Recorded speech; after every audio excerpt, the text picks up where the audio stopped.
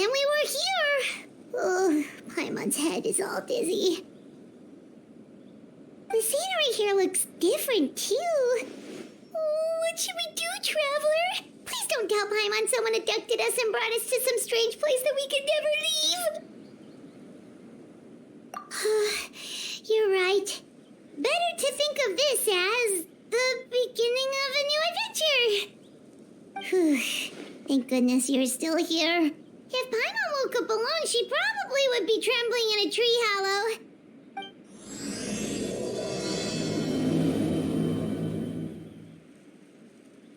Let's follow this path for now.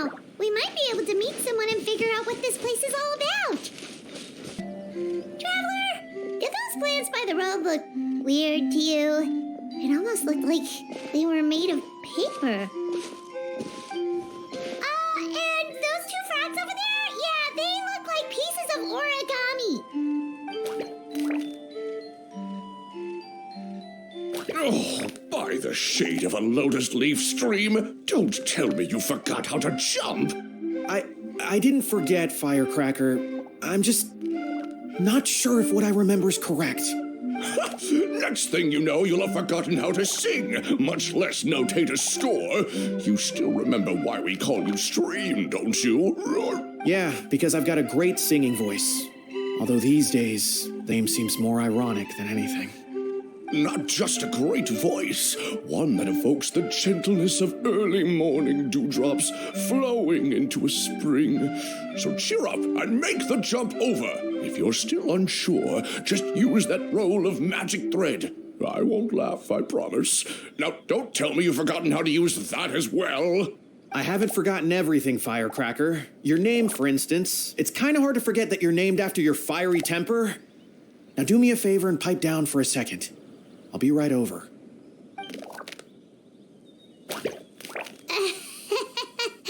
You saw that too, right? Paimon's not seeing things, is she? This place is getting more confusing by the second. Anyway, why don't we go after those two frogs? They didn't look evil or anything. Plus, they might be able to help us out. Guess we're not catching up to those frogs. They were so fast. Paimon couldn't even tell where they hopped off to in the end. Excuse me, honored travelers. Did you come from the Cliff of Prophecy, perchance? The chubby paper hamster just talked. Chubby? Who are you calling chubby? I've just got a slightly thicker layer of paper on me, that's all. Allow me to introduce myself. My name is Armand, and I'm an elder of the Forest of Blessings. I've been waiting here for the hero of prophecy to arrive. Traveler, could you pinch Paimon just to make sure she's not still dreaming? Pinching, you say? Well, I can help with that. Although you'll have to get a little closer. My arms are rather short. That's all right. We just need a minute to collect ourselves. Okay, let's think things through. We know for sure this isn't the world we're familiar with. The talking paper animals and all the paper trees and plants make that pretty clear. The hero from another world, supported by their companions, shall restore peace to the world. That is what the prophecy says. Dearie me, I completely forgot to introduce you to this world, didn't I? And here I am, getting all excited by the arrival of the hero. You'll have to excuse me. This old brain isn't what it once was, all shell and no nut. Oh, well, perhaps my once glossy paper has faded past the point of no return. It's okay, really. You can just tell us all about this world now. Let me think. Where should I even begin? I've pretty much forgotten everything that happened in the past. Right. I believe the story circulating along the pulp of this forest goes as follows. A long time ago, 3 goddesses created this world and named it Simulanka. The goddess of creation, who presides over matter and magic, created the mountains and rivers and gave us life. Her powers also pave the way for Simulanka to exist in numerous worlds. After the goddess of creation came the goddess of prophecy, with dominion over the stars and the course of fate itself. She induced the sky to spin and the earth to move. Even to this day, her statue still stands tall at the highest point of Constellation Metropole. The final goddess was the goddess of fate, she who reigns over all treasured tales and dearest wishes. She bestowed upon us the fierce and everlasting feelings of love and hate, and showed us the meaning of death and hope. Whoa, they all seem super impressive. Sounds like they really did a lot. Of course, all new residents of Simulanka come to the forest to thank the goddess of creation for founding this world, and travel to Constellation Metropole to witness the divinations of the goddess of prophecy's numerous oracles. After that, they make their way to the end of the world and tell the goddess of fate about their most cherished dreams. Well, at least that's how it used to be. How it used to be? Did something bad happen? Oh, yeah. That has to do with the hero you're waiting for, right? Yes, this old brain of mine may have forgotten many things, but I will never forget the day the evil dragon descended upon our forest. It came down from the skies in an ominous black mist and ravaged our homeland. Its gigantic footprints can still be seen in the kingdom of breezes and bells. We're incredibly fortunate that no one was hurt. Sounds terrifying. The terror doesn't stop there, I'm afraid. Ever since the attack, the Calligraphy Tavern in the forest has been closed. No one knows why, but it's a catastrophe of the highest order for us, forest dwellers. A catastrophe of the highest order? All because a tavern closed?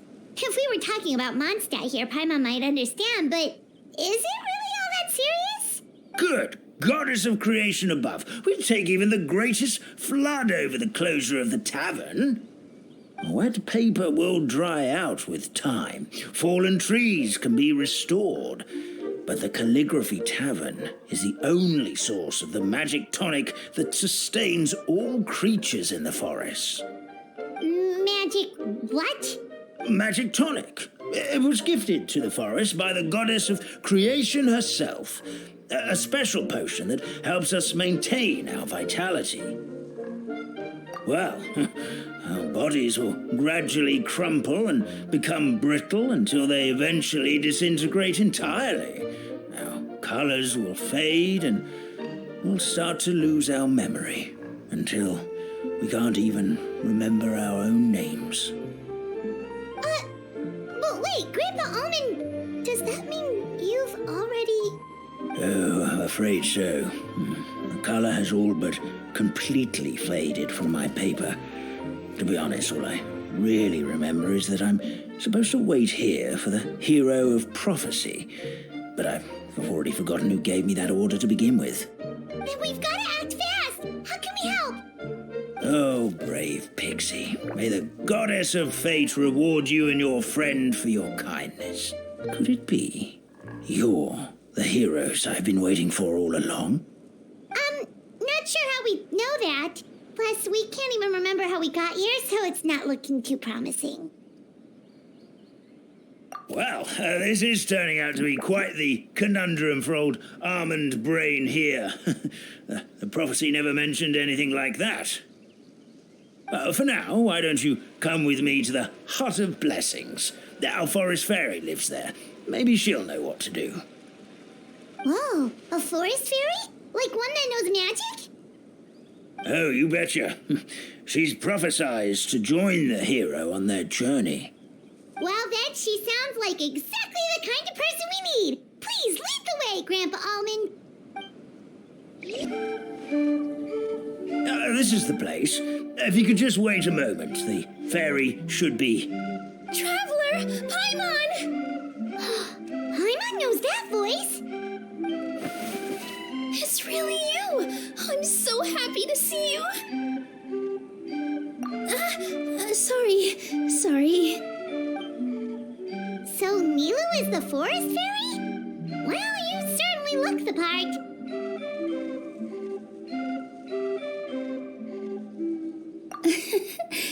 Thank you. To be honest, I'm still getting used to it. It's the weirdest thing. I remember I was reading a book at the Grand Bazaar, and then I guess I must have fallen asleep at some point because, well, then I woke up just like this. And in my dream, someone spoke to me. They said, "You are the fairy of the Forest of Blessings. Now go, save the forest with your magic." At first, I thought this whole world was just part of the dream, but no matter how hard I tried, I couldn't seem to wake up. I couldn't find anyone I knew from the real world either. Sounds similar to what happened with us. We also have no idea how we got here. Anyway, sorry for my reaction back there. I got a bit too excited when I saw you two. It's okay, we totally understand. We were looking for a way out too. At least we know we're not alone. Oh, blessed be the goddess of fate above. You're already friends with the fairy of the forest. Grandpa Almond, thank you so much for bringing my friends here. Could you let the others know I'm coming? I'll head over right away. Of course, leave it to me. Hey-ho, pistachio. Today truly is a blessed day. Wow, Nilu, looks like you made short work of getting to know the locals. Well, when I arrived here yesterday, Grandpa Almond told me all about the state of this world. Since they think of me as their forest fairy, I just felt like I had to try to help them. Oh, so you mean like using some kind of forest magic to repair the tavern? Unfortunately, I don't know how to use the magic of this world. I've tried using my vision, but it doesn't seem to work here. If the books stored in this hut are anything to go by, this seems to be the place where the goddess of creation first made the townspeople of this forest. She folded the pages of books into small origami animals, gave them life with her magic, and with time, that's how the Forest of Blessings took shape. Maybe one of the books here could teach us how to use magic. I read them all, but only found one reference to magic. The incantation, abracadabra, means to create what I say. This is a world made up of words, where fantastical powers can be wielded by all. Okay, so basically everyone in this world can use magic? That's nice, but still kind of vague. Yeah, from the other books I read, it seems like this goddess really likes to play fast and loose with the details. So, what should we do now? Didn't you say you were going somewhere, Nilu? Oh, yes.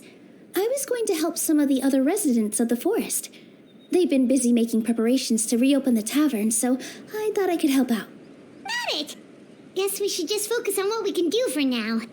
This whole thing is making me pretty nervous, actually. It's like I've been pushed on stage without being taught the choreography.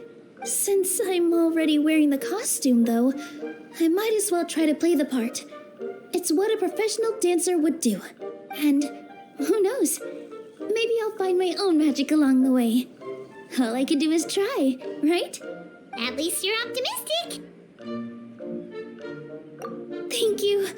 Then let's go.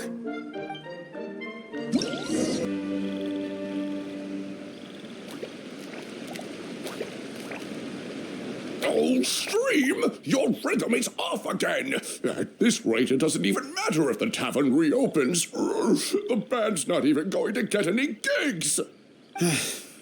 I'm sorry. Hello there. I hope we aren't interrupting your rehearsal. Wait, these are the two frogs we saw on the road a little while ago. Oh, the forest fairy is here! For the love of lotus leaves and dewdrop, Stream, you've really got to put in some effort now. But Oh, don't pressure yourselves on my account.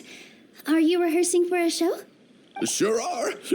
You see, our group regularly performs for guests at the tavern. We've been out of work for quite some time, with the closure and all, but after hearing of the fairy's arrival yesterday, we figured we needed to get in performance shape right away. I understand how you feel. Back at the Grand Bazaar, Zubair Theater's always busy with rehearsals too. The Grand Bazaar? Do people there sing on lotus leaves as well? Yeah, they do. And it's a really big one. You're the conductor of your group, aren't you? You remind me of Mr. Zubair. Ah, then he must be an ambitious director. One who would do anything to avoid disappointing a single member of the audience.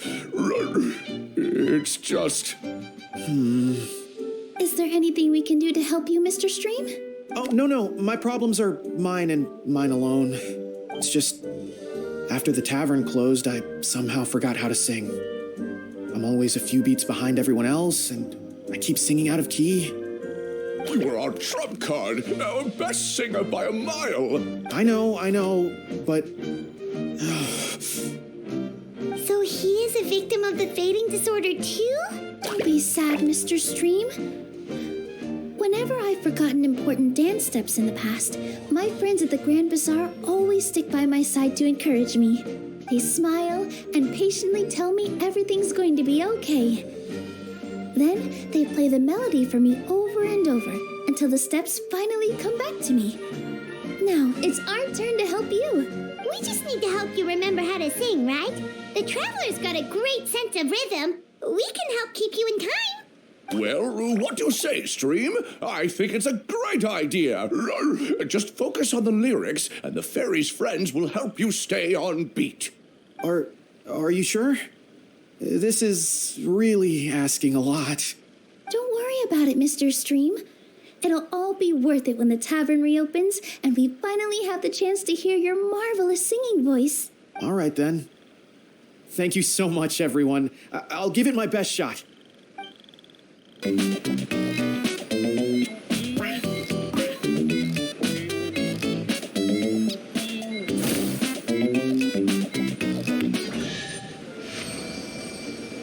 I feel like I'm getting the hang of it again. Goddesses above, this better stick when it comes to the performance. Just do it exactly like how we rehearsed.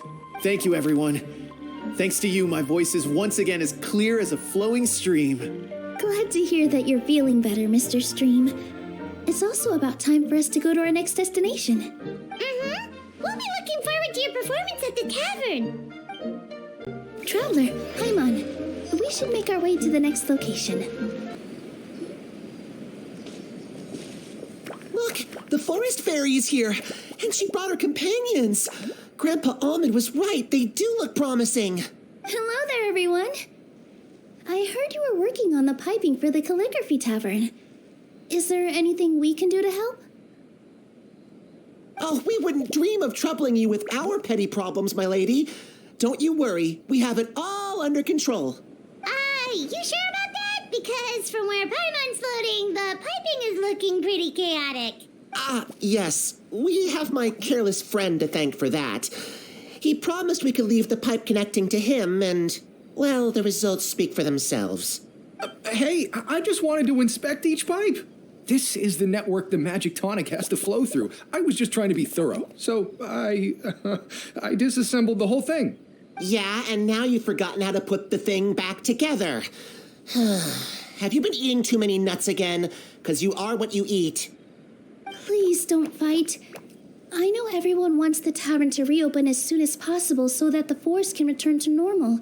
So, why don't you let us help out? Yeah, we're here anyway, so we might as well be helpful. We just need to reassemble these pipes, right? Well, if you're offering... Basically, the pipes need to be connected properly to allow the magic tonic to flow through. If you put the wrong pipe in the wrong place, the tonic will get stuck halfway. Attention to detail is key. Says the guy who messed up the whole thing in the first place.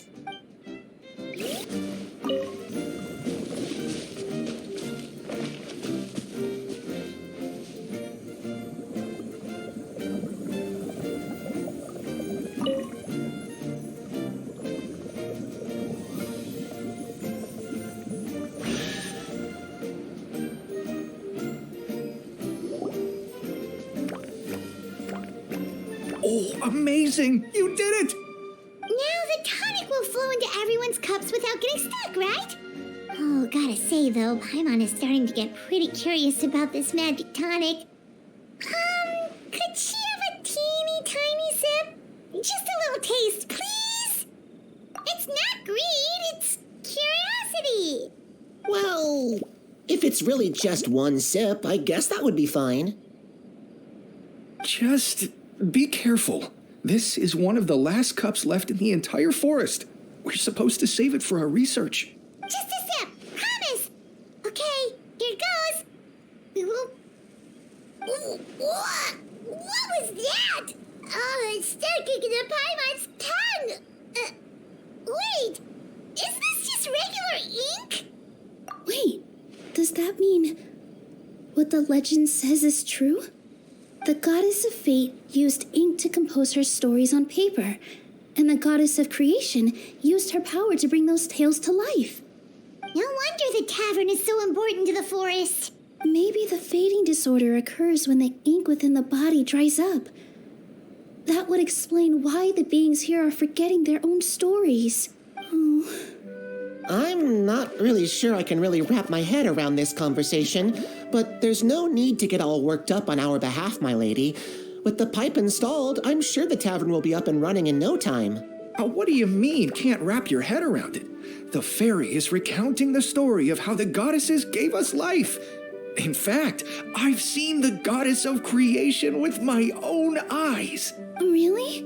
Don't be ridiculous. There's no way you're old enough to have met her. We're the same age, and I think I would know considering we went to tell our wishes to the goddess of fate together. So stop talking a load of paper mache. Oh, fine. It was my grandfather, all right? He was the one that saw her. He said that one day after he finished work, he saw the goddess of creation grant us life with his own eyes. In her hands, she held the very paper used to form our bodies. She whispered something into the pages, and then suddenly a paper frog was born, ready to leap into the world. Oh, it was spectacular. Cut the theatrics, will you? You weren't even there. Wait, so that's it? Paimon thought creation magic would have a little bit more pizzazz. Oh, so in your world, the creation of life is a much showier affair? Huh, I'm learning something new every day. Well, that's not exactly what Paimon was trying to say. Magic doesn't have to be spectacular. That's enough out of you. All your boasting is confusing our kind fairy. Oh, no, it's all right. I actually think I understand the magic of this world a bit better now. Thank you. The honor was all ours, milady. We've got one final stop. Let's go. Oh, my dear Citrus, please tell me you're joking. We can't have you out of commission with the tavern about to reopen.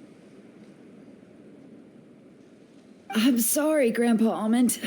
It's the truth. I was just too excited for the reopening and must have fallen asleep in an awkward position. Grandpa Almond, we're here to help.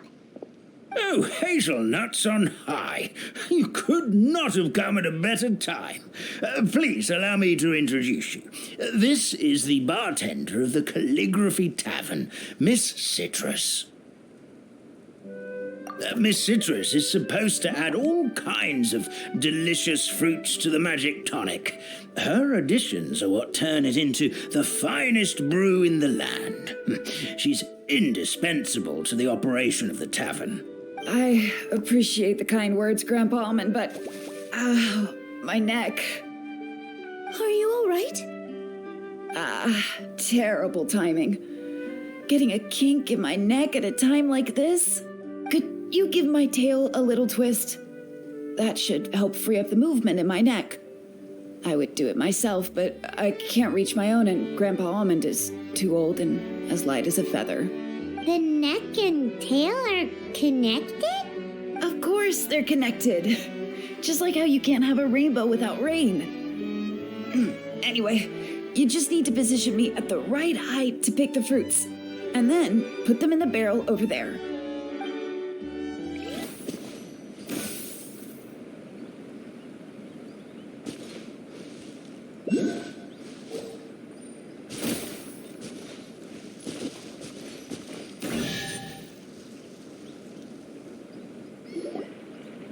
that? My neck feels much better. So there really is some kind of connection between your neck and tail. Thank you so much, everyone.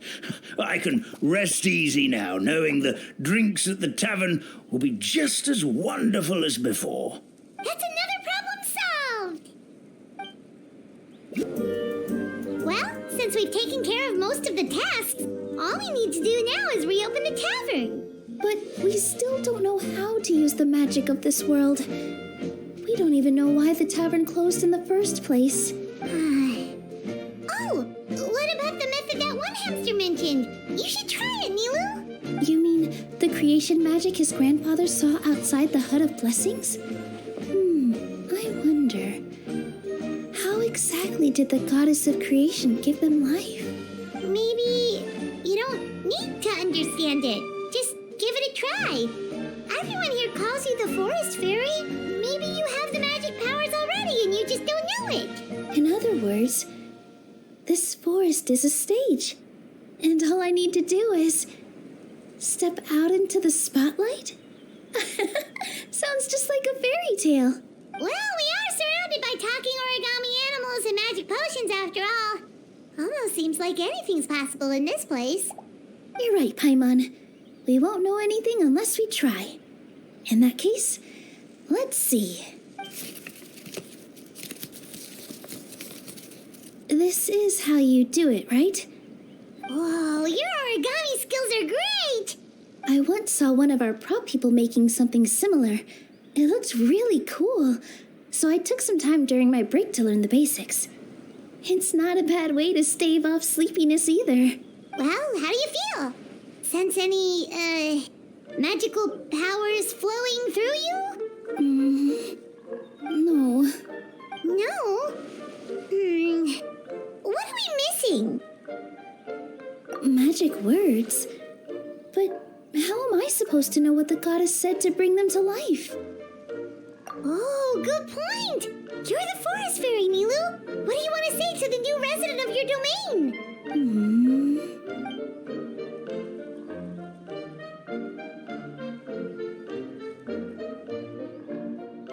I bestow upon you the blessings of the forest and offer you a home in this land. Your name shall be Harisara. May you bloom in this world as beautifully as the flower I love. My name is Harisara. It worked! It actually worked! Well, peel my shell and call me a nut.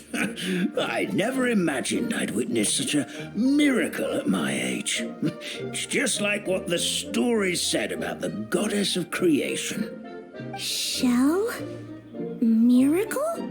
Nice to meet you, Parisara.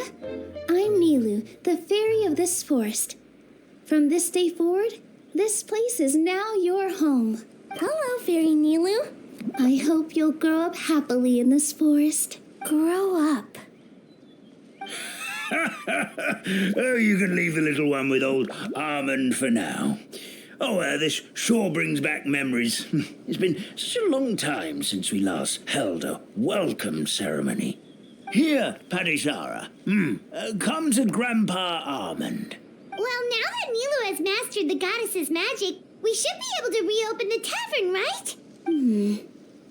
Grandpa Almond, could you send a few people to check the underground space beneath the tavern? Oh, of course. May I ask why? The moment I used magic, I sensed something strange down there. I have a feeling it's connected to why the tavern had to close down. Of course. We'll look into it right away. Make sure you listen to Grandpa Almond, Parisara. Don't go running off on your own. Parisara, listen. Running.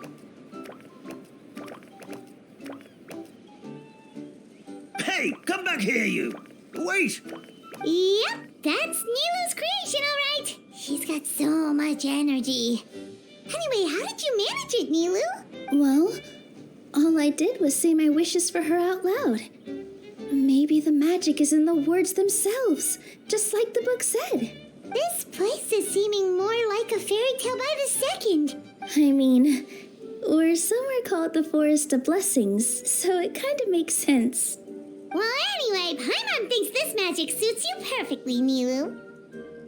When I brought Hadisara to life just now, I was able to sense the magic flowing through the forest, and the flowers and trees, and inside the creatures that live here. But for some reason, there's a hollowed out space beneath the tavern where I couldn't sense anything at all. We're back, my lady. That was fast. You were right. There was something under the tavern that I've never seen before. It looked transparent and gave off a clinking sound when I knocked on it. Transparent and clinking. Oh, I've got it! Already? You've got to use fairy tale logic, Paimon. That's right. An empty ink bottle, to be exact. Still remember the taste of the magic tonic you took a sip of, Paimon? Yeah, it was ink. Oh, Paimon gets it now! Traveler, Paimon, will you come gather some ingredients with me? I learned what we need to make the magic tonic back in the Hut of Blessings. Sure thing! What do we need to get? A setting sun that never sets, a dragon that cannot fly, and a moon that only shines at night. Where are we supposed to find crazy things like that? What? How did you get that so fast? Logic, huh? Lucky guess, more like. That should be everything, right? What should we do now? Give me just a second. I'm gonna go fetch an ink bottle from the other room. Paimon doesn't get it. All the ingredients are super tasty, but somehow the final product turns into ink. Well, anyway, Paimon's not going anywhere near this stuff this time. Not even if you bribed her. Sorry to keep you waiting. Let's see. According to the book, first you do this, then this, and then... It's done!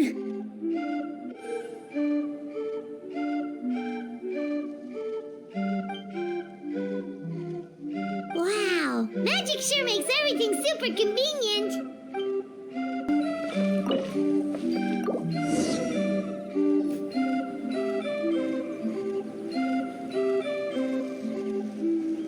Yes, this is it. This is exactly the magic tonic we need. Grandpa Almond, could you take the concoction to the room underneath the tavern and place it next to the transparent bottle you found? I'll handle the rest. Of course. As you command, so it shall be done.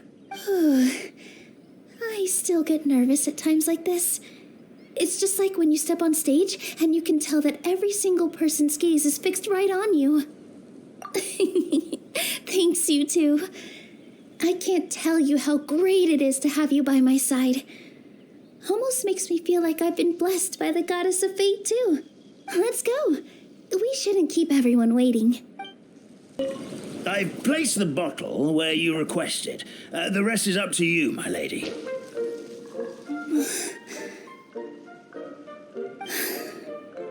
Forest, please heed my words and accept my blessings. May your spring of wondrous magic never run dry.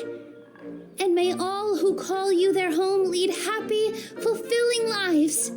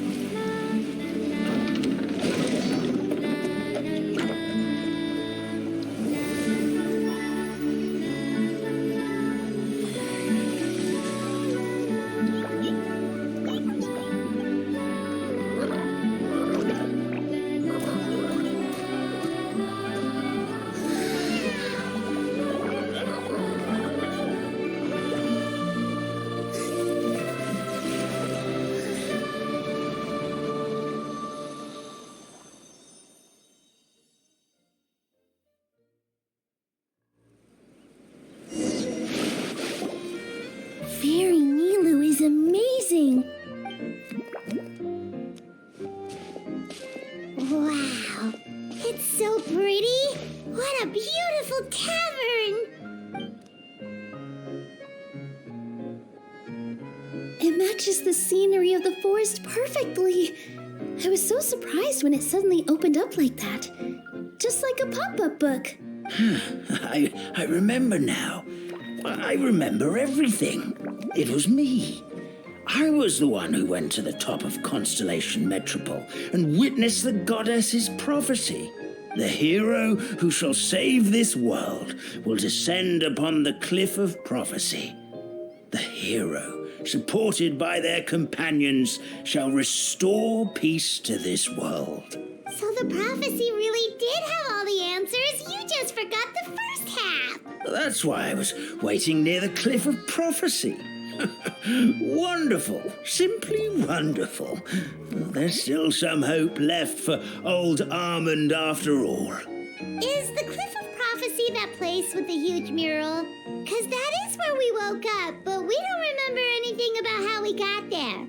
Also, we didn't get a change of clothes like Nilu. Are we definitely the heroes? If not you, then who else? You've already helped the fairy revitalize our forest. To us, that makes you heroes, prophesized or not. All right. Either way, we're going to keep adventuring, even if it's just to figure out how we can get back to our world. Yep, we've beaten up plenty of dragons already, so what's one more? As expected, the words of the goddess of prophecy always come true. I'll come with you.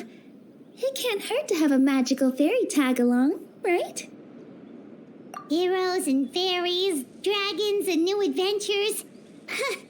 This is sounding more and more like a fairy tale by the second. I would say your next stop should be Constellation Metropole. It's Simulanka's most prosperous city, just across the sea.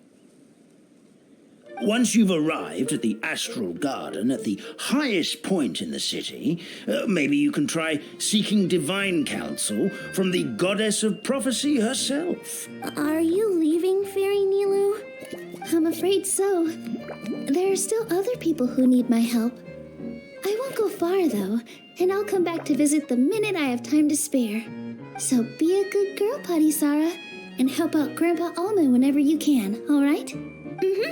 Got it. Patty Sarah will wait here for you. That's a good girl, Patty Sarah. I almost forgot.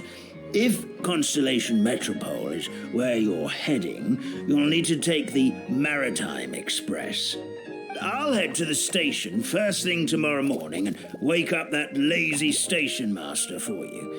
Why don't you take a break for the rest of the day? You should savor the beautiful scenery of the forest before you go. Sounds great! Paimon definitely feels tired after being on the go for so long. There's a spot in the tavern with Paimon's name on it. Oh, sounds like someone's ready to order. Oh, well, if you're offering. Paimon will take a glass of Buell fruit tonic. But hold the tonic. Get up, said Jewel. Time to get to work, you lazy bones. I can't remember how to call the train. Just let me sleep a little longer, and I'm sure I'll remember. Don't try to pull one over on me, young man. Your fading disorder has been cured.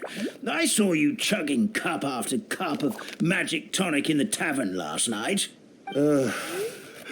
You must be mistaken, Grandpa Almond. That guy definitely wasn't me. Oh, you remember my name now, do you? Then it seems like you're all better. You had no idea who I was when you were fading. Now, enough of your nonsense. Get up. The fairy and her friends are going to be here any second. All right, I'm up. The Maritime Express should be here soon. That's more like it. Lie there any longer and you'll start gathering dust. Is everything okay? The hero, her pixie companion, and the forest fairy. I didn't know you were already here. Oh, merciful macadamias. I'm sorry you had to see that. Oh, it's all right. Paimon knows the feeling. Who doesn't want to sleep in first thing in the morning? Does the Maritime Express run out of Constellation Metropole? Yes, each train needs a conductor to operate, and the conductors are always from the capital. The more difficult maneuvers are a little too complicated when you're made of paper. Oh, so you mean the people of Constellation Metropole aren't origami animals like you? Well, the city welcomes visitors from all over the world, so you're bound to run into some forest dwellers there. But yes, generally speaking, the residents of Constellation Metropole look quite different from us. Ah, you'll see for yourself soon enough. Here comes the train.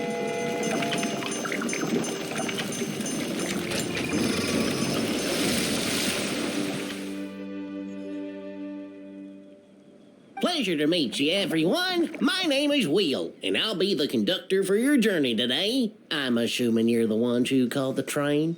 Whoa, it's a little toy man! Yes, we called the train. The hero and the forest fairy need a ride to Constellation Metropole. The hero and the forest fairy, the ones from the prophecy. Oh, why didn't you say so earlier? We could have prepared a far more luxurious train. I'll just go back and get a better one. That's okay, Mr. Wheel. We're trying to get to the city as fast as possible. We just need you to get us across the sea. In your capable hands, I'm sure we'll get there in no time. Of course, my lady. It would be an honor. Well then, all aboard, sit anywhere you like. We'll get a stunning view of Simulanka no matter where you're seated.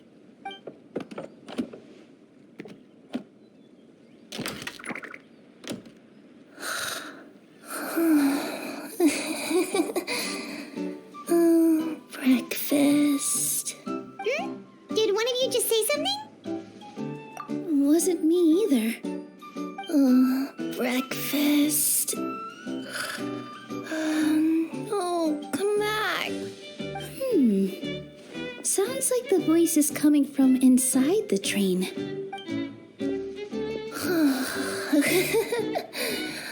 Fish. Chicken drumsticks. Oh, gotcha.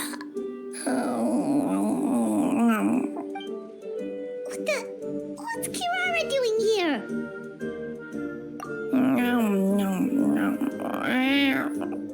Is she a friend of yours? Oh, let Paimon introduce you. This is Kirara. She's... Oh, wait. Actually, maybe we should wake her up first. So noisy. Is it morning already? Morning. Huh? Traveler! Paimon! It's you? Which means... Oh, thank goodness. It was all a dream after all. Oh, gotta hand it to my imagination. It all felt super real. There were these toy people, but they were alive and they could talk. Madam, sleeping overnight in the train car is prohibited.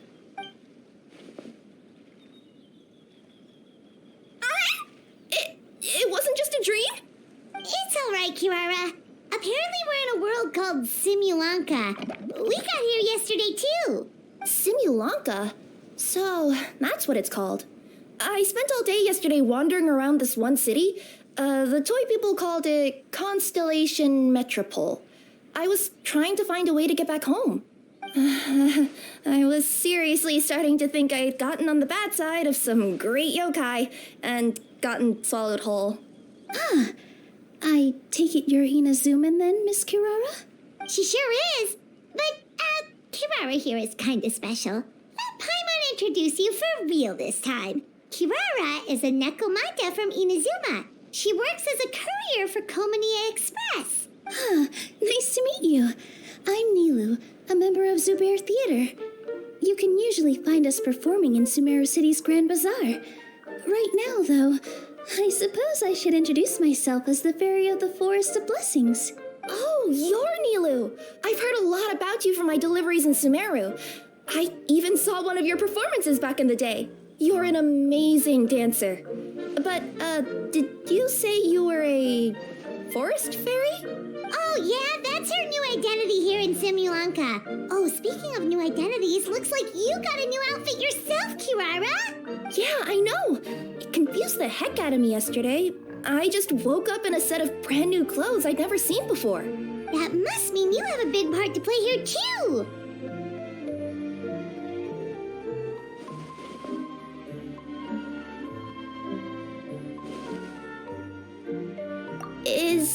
Is that a thing?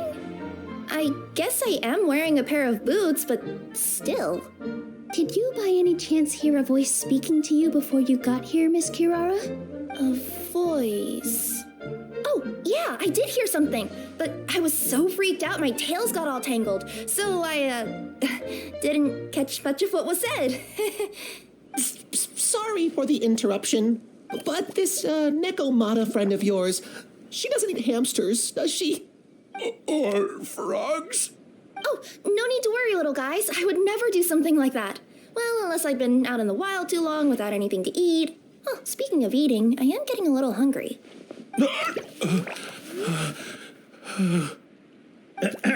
Where are your manners, everyone? This young lady is a trusted friend of our esteemed hero. Now, I know a fear of felines is etched into us with ink, but I'm certain Miss Nekomata in boots here means us no harm.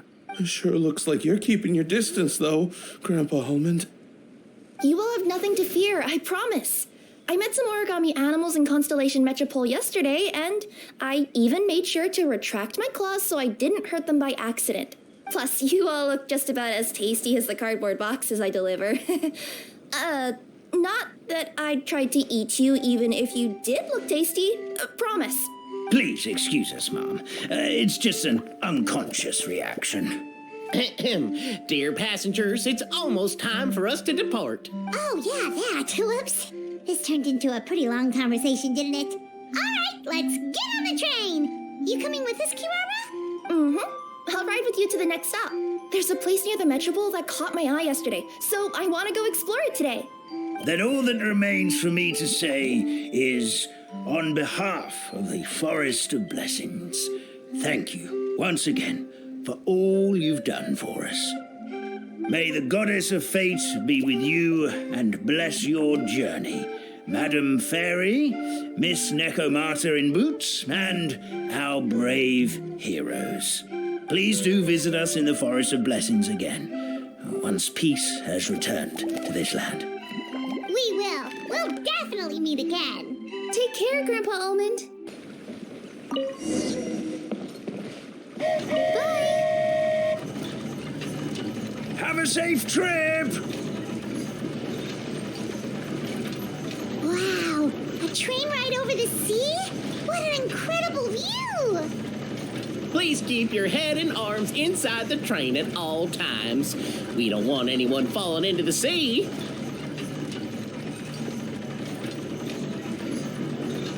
There's a train coming the other way, too! Hey! Now that the fading disorder is cured, I'm sure the forest will be a lively place again in no time. I gotta go explore that forest at some point. It looked so pretty from the train. I just hope they, won't be too scared of me. We'll be arriving at our destination shortly. Please prepare to disembark.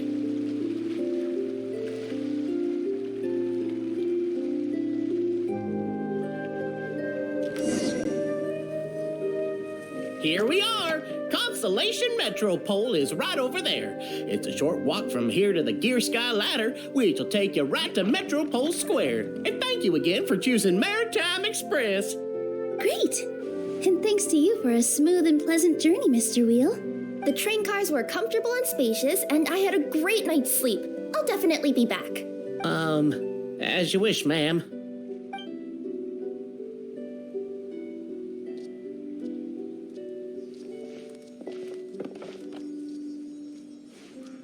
Where should we go next? Is that place you wanted to check out nearby? Mm-hmm. I took a walk around yesterday, and it felt like there was something weird about it. So, I think I'll indulge my curiosity and go investigate. Want us to come with you?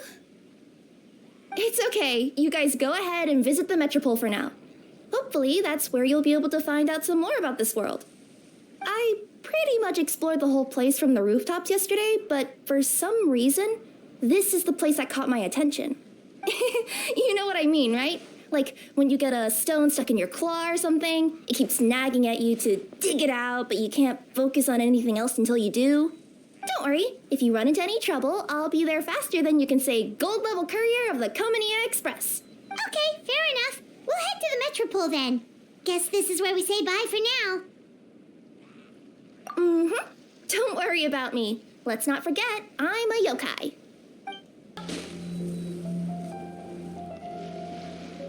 Help me! Help! Goddess of prophecy above, would you kind souls please help us? What happened here? Why are you all suspended in midair? I mean, being stuck in midair still beats falling to the ground and being smashed into a pile of blocks, but... I told him to be careful, but... No, never mind. Now's not the time for that. My good friends, could I trouble you to turn the clockwork key over there? I'll explain everything in a bit.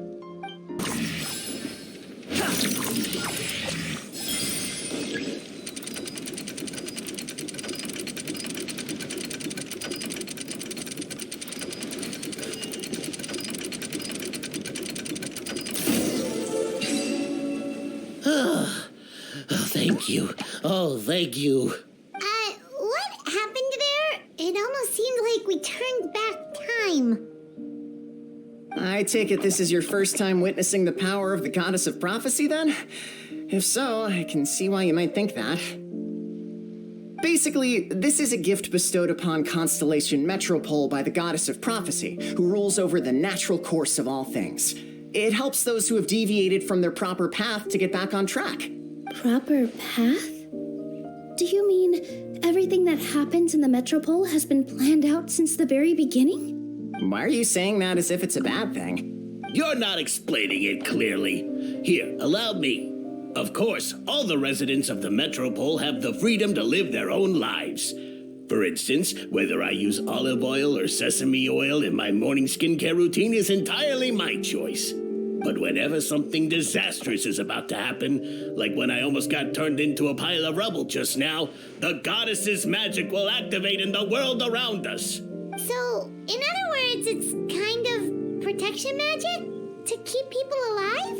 You could say that. There are other situations in which it activates too, but that's basically correct. Well, in any case, we're glad no one's hurt. Are you heading to the Constellation Metropole? Yep. Do you know where we can find the Gear Sky Ladder? Oh, it's just that platform up ahead, the one with the key sticking out. That thing? Are you sure? Yep, that's the one. Pretty much everything in the Metropole runs on tracks and gears. The Goddess of Prophecy watches over it all. Which is to say, all the tracks are fixed. If a machine is set up to move forwards, it'll never move in reverse. This reminds Paimon a lot of Fontaine's clockwork toys. You mean like those music boxes with dancing figures? I think I've seen one or two from the merchants in Sumeru. Yeah, exactly like that. Anyway, sounds like it's not gonna suddenly fall out of the sky, so Paimon's okay now.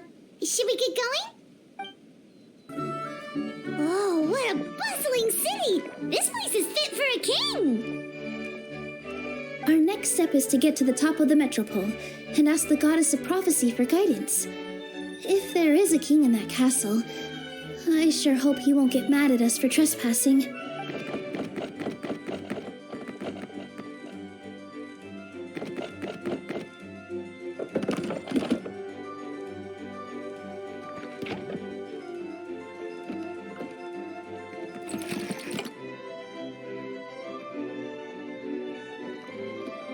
Make way for the king! Oh, darn, we jinxed it. Oh, no. Did he overhear us talking about us sneaking into his castle? Paimon hopes he's not mad. Silence! The one who shall soon stand before you is the ruler of Constellation Metropole, the one who descended after a meteor shower, and the protector of order and all the stars in the sky.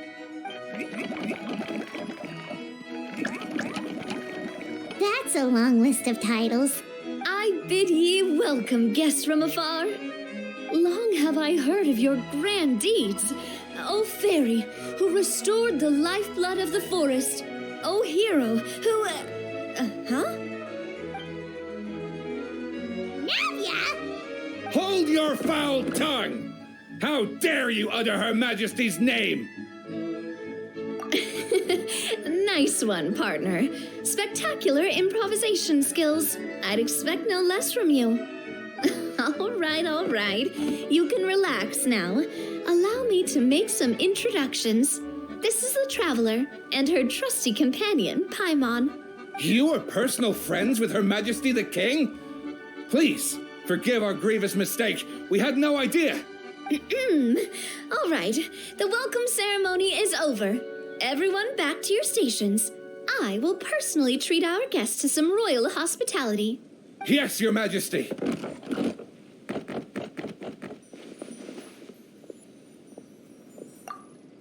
Oh, come on, I've already sent them off.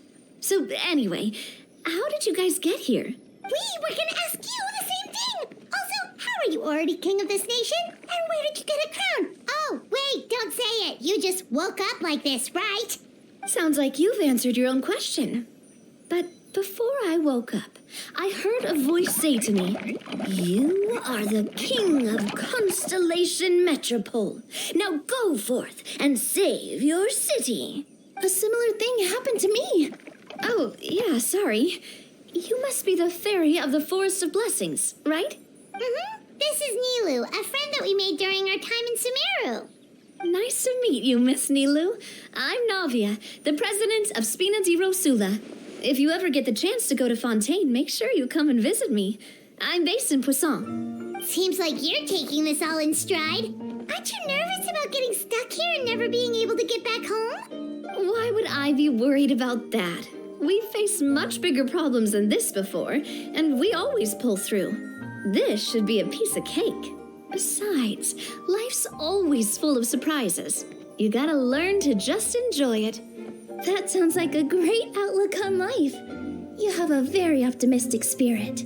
Thanks, I'll take that. Honestly, though, it also puts me at ease to find out that you guys are the fairy and heroes that I've been hearing about in this prophecy. We're kind of veterans at dealing with prophecies by now, aren't we? About that, has anything bad happened in the Metropole? We heard about an evil dragon. Did it make a mess here too? It sure did. Apparently, for whatever reason, he went for the stars above the city recently. Literally just flew up and started snatching them out of the sky. Luckily, the guards responded quickly and stopped the dragon from taking them back to his lair. Unfortunately, though, he dropped them before he flew off. Now they're scattered all around the Metropole. I've been out trying to retrieve them, but I only managed to get one of them before you showed up. Oh, I didn't ask yet. What brings you to the Metropole anyway? Oh, Paimon can explain.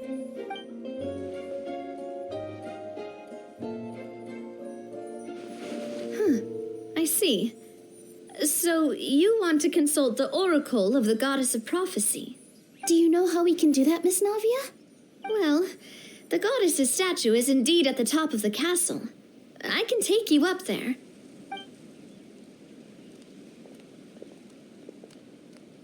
However, I've heard from the citizens here that the goddess hasn't given out any new revelations in a very long time. Really? But Grandpa Almond told us that he received his prophecy from the goddess. Oh, that's probably because the prophecy about the hero of Simulanka has been around for a very long time. But recently, people realized that the goddess didn't reveal anything about what's supposed to happen after peace has been restored. Okay. Still, can't hurt to try your luck. And maybe you can help me get rid of the invaders while we're at it. Invaders? So the dragon's not your only problem? Right. The forest isn't the only place where strange things have been happening to the residents. Have you come across the gift from the goddess of prophecy yet? You mean the protection magic that stops them from coming to harm? We saw it in action. Yep, that's the one. Over the past little while, this magic has been triggering far more frequently. We don't know if it's simply because the metropole has grown a lot more dangerous, or if there's a deeper reason behind it. Some residents find themselves getting stuck in a place and unable to move. Others start repeating the same thing over and over again, like they're trapped in some kind of loop. If we were to use clockwork toys as an analogy, could it be that the tracks have eroded or the gears have slid out of place? That's exactly right, Nilu. That's basically what's happening. Anyway, some of the monsters outside the city saw this as an opportunity to launch an invasion. But we didn't see a single monster on our way here. That's because I already took care of most of them over the past couple of days. Of the remaining few, we trapped some of them inside the castle and chased the rest back out of the city. Okay, so to summarize, not only has the magic here gotten all messed up, but the dragons also knocked some of the stars out of the sky, plus there's a bunch of monsters in the city. Whew, sounds like there's a lot more to fix here than in the Forest of Blessings. Well, defeating the dragon and the monsters should be straightforward enough. But how do we fix the magic? Supposedly, the goddess has had it all planned out for ages. One of her oldest prophecies says this: "Go and push the gear that connects up to the starry sky. When that time comes, I shall dance and return the tracks beneath my people's feet back to the stars in the sky." Huh? But weren't the tracks the gift that she gave to her people in the first place? Does that mean she plans to take the gift back? That's what the prophecy seems to be saying, yes.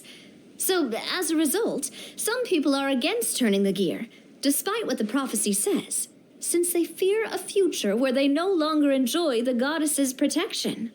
But letting this drag on isn't the answer either, is it? No, and I think they know that.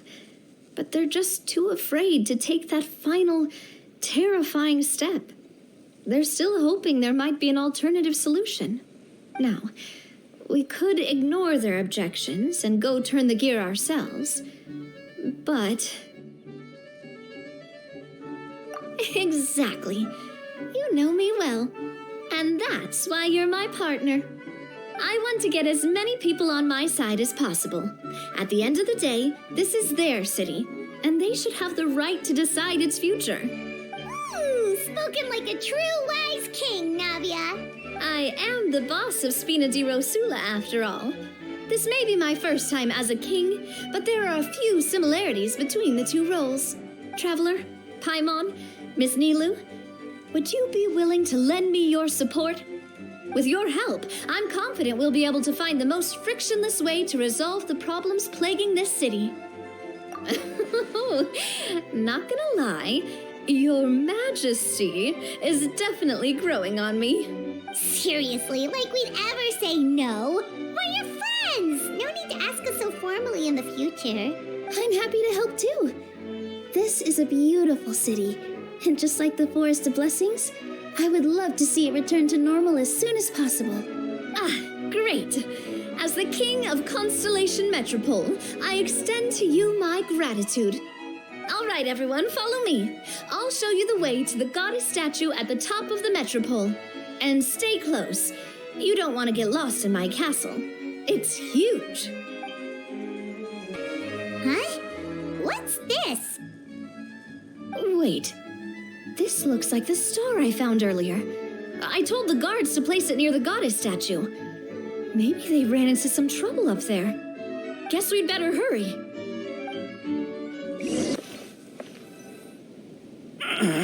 Drat! I can't move! What happened? Your Majesty! This conservative radical, he attacked us! He threw the star from the Astral Garden and even stole the magic thread linking the Oracle Pillars! But just as we were about to arrest him, the goddess's magic activated, and now we can't move! No! Nobody touched the celestial gear! What's an oracle pillar? You need to use it to pray to the goddess. I'll explain later. First, let's help these guys.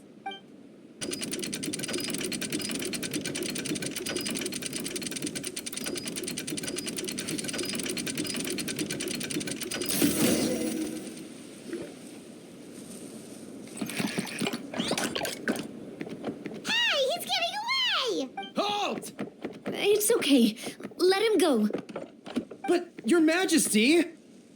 Even if we catch up to him now, we won't be able to change his mind, much less quell the fear that many others like him are feeling. All it would do is turn him further against us. Understood, Your Majesty. Also, this is the magic thread he was holding from the oracle pillars. Your Majesty, what should we... Please give that to the traveler over there.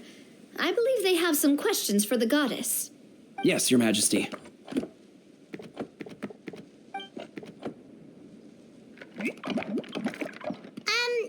So, what do we do with this exactly? See those oracle pillars over there?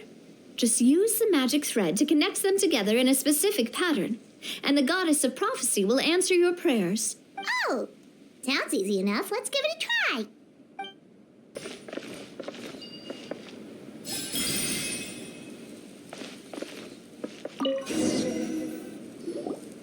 It worked! To which course of fate do you seek answers, my child of Simulanka?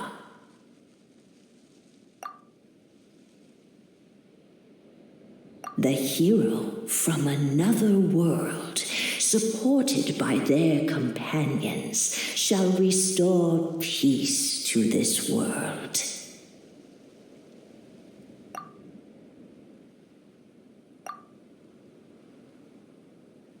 Go and push the gear that connects up to the starry sky. When that time comes, I shall dance and return the tracks beneath my people's feet back to the stars in the sky. So, Miss Navia was right. The goddess of prophecy didn't tell us anything about the future. Fair enough. Guess we'll just have to play it by ear. Then first, we have to restore the sky back to its original state by putting the stars back in their positions. But it looks like we haven't recovered all the lost stars yet. Well, at least we know what we're looking for now. We just need to keep going. That said, the metropole is huge. Where do we even start? Oh, that's the easy part. I already compiled a list of the Lost Stars locations based on eyewitness reports from across the city. Here you go. They should all be marked. Would you mind going around and fetching them for me? I have a few other things to take care of. You got it. We'll be back in no time. Oh, awesome. In that case, meet me back here once you've found them all.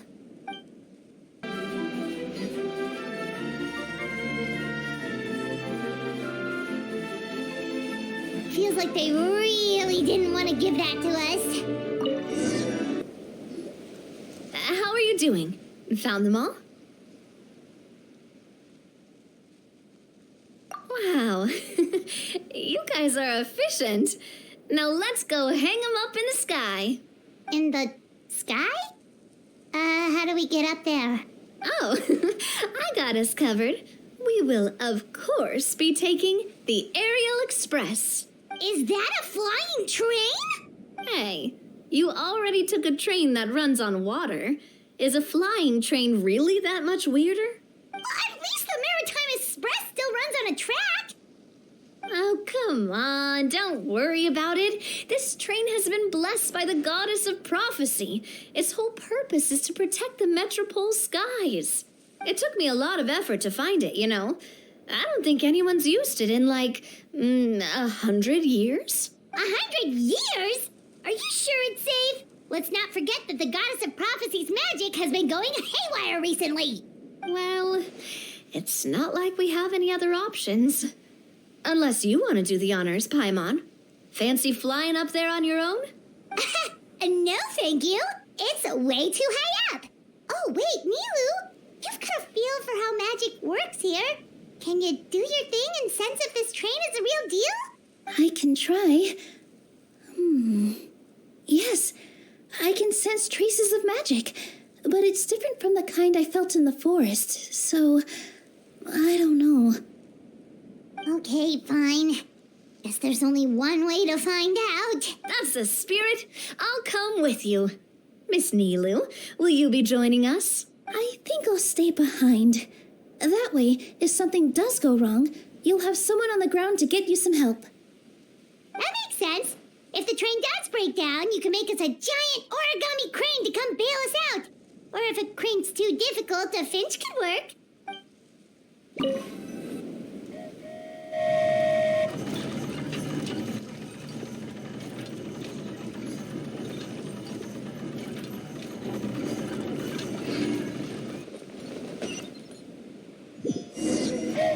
Choo-choo! Aerial Express moving out. Whoa, it really is flying! What an amazing feeling! I've never been on a flying train before. Neither have we.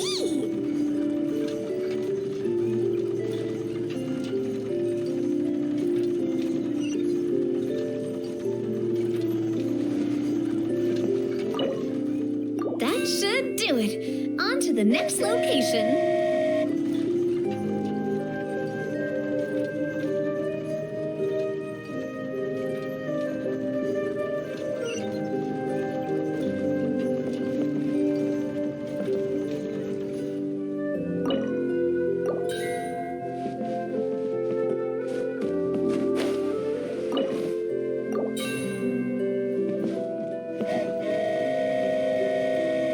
We are so high up.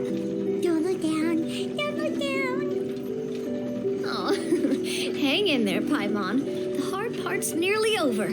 After that, it's downhill all the way. Don't say downhill all the way. That is the last thing Paimon wants to hear.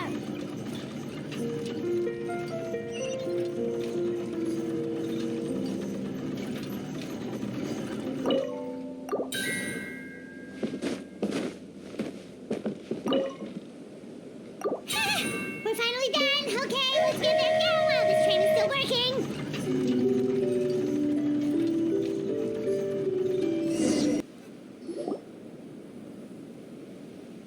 Great job!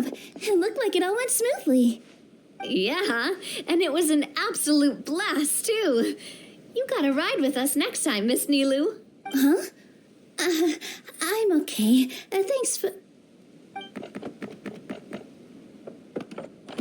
Halt! What do you think you're doing? Get out of my way! What's going on?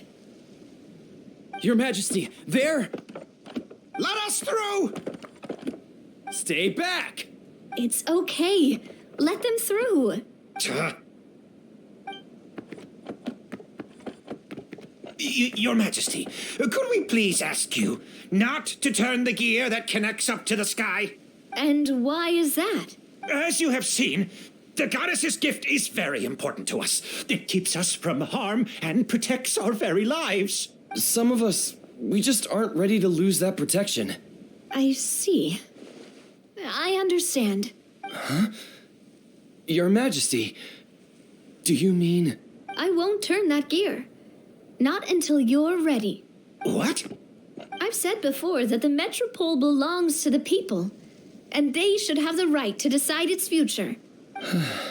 But let me ask you this. How do you plan to solve the issues we are currently facing? Well, we'll start by rescuing the people that have gotten stuck. And then we'll find a way to figure out the true cause of this crisis. And have you made any headway on that? The true cause, I mean. Unfortunately not. Hey, you little...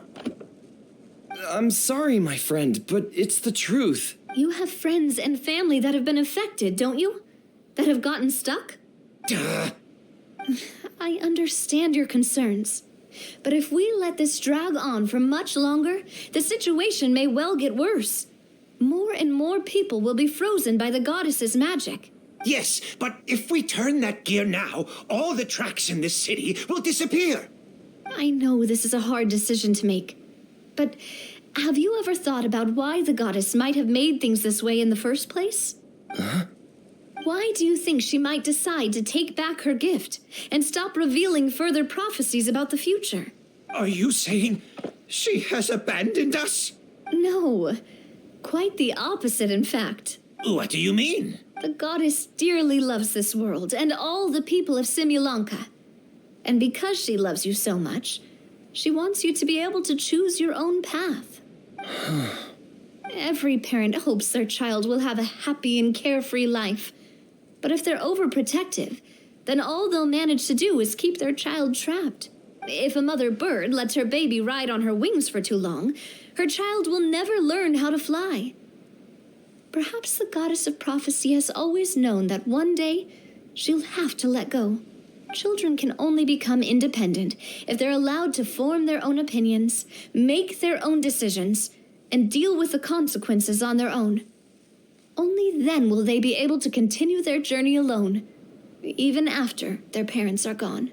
But we've relied on the goddess's protection for so long. We don't know what it's like to go it alone. We don't know if we have what it takes. Are you kidding me? I think you've proven yourselves more than capable of that. What do you mean? You made a call in a time of crisis, and you've come all this way to talk to me. Even the guards couldn't stop you. That must have taken a lot of courage. But we only did it because we were scared. Why you set out on the journey doesn't matter. What matters is that you've proven you can choose your own path. My friend, I fear our king is right. It is time for us to face our fears. But we... We can't go on living like this. Living in fear. Look at what it's driven you to do. You threw away a star personally created by the goddess of prophecy herself. You once revered her more than any of us. And I think the king is right. She hasn't abandoned us. So, why don't we put our trust in her one more time? I don't care anymore. Do what you want. Aw, he laughed. I'm sorry about my friend. That's just how he is. Always had a terrible temper. Please accept my apology for his impudent behavior. Is it just me, or has he accepted the goddess's prophecy? I think so. Not that you'll ever hear him admit it out loud. Your Majesty, please turn the gear that connects up to the sky. So, you've made up your mind? About giving up the goddess's gift?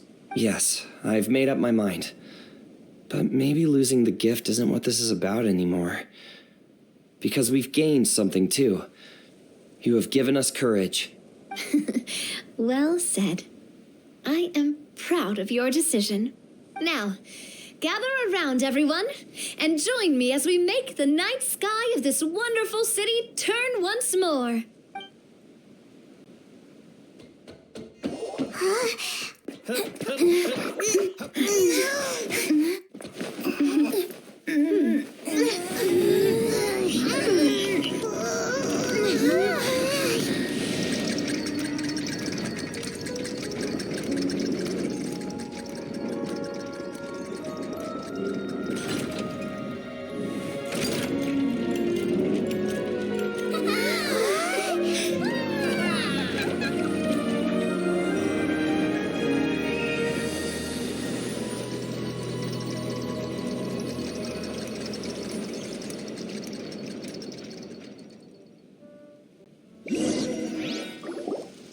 So the stars hanging in the sky, they're music notes.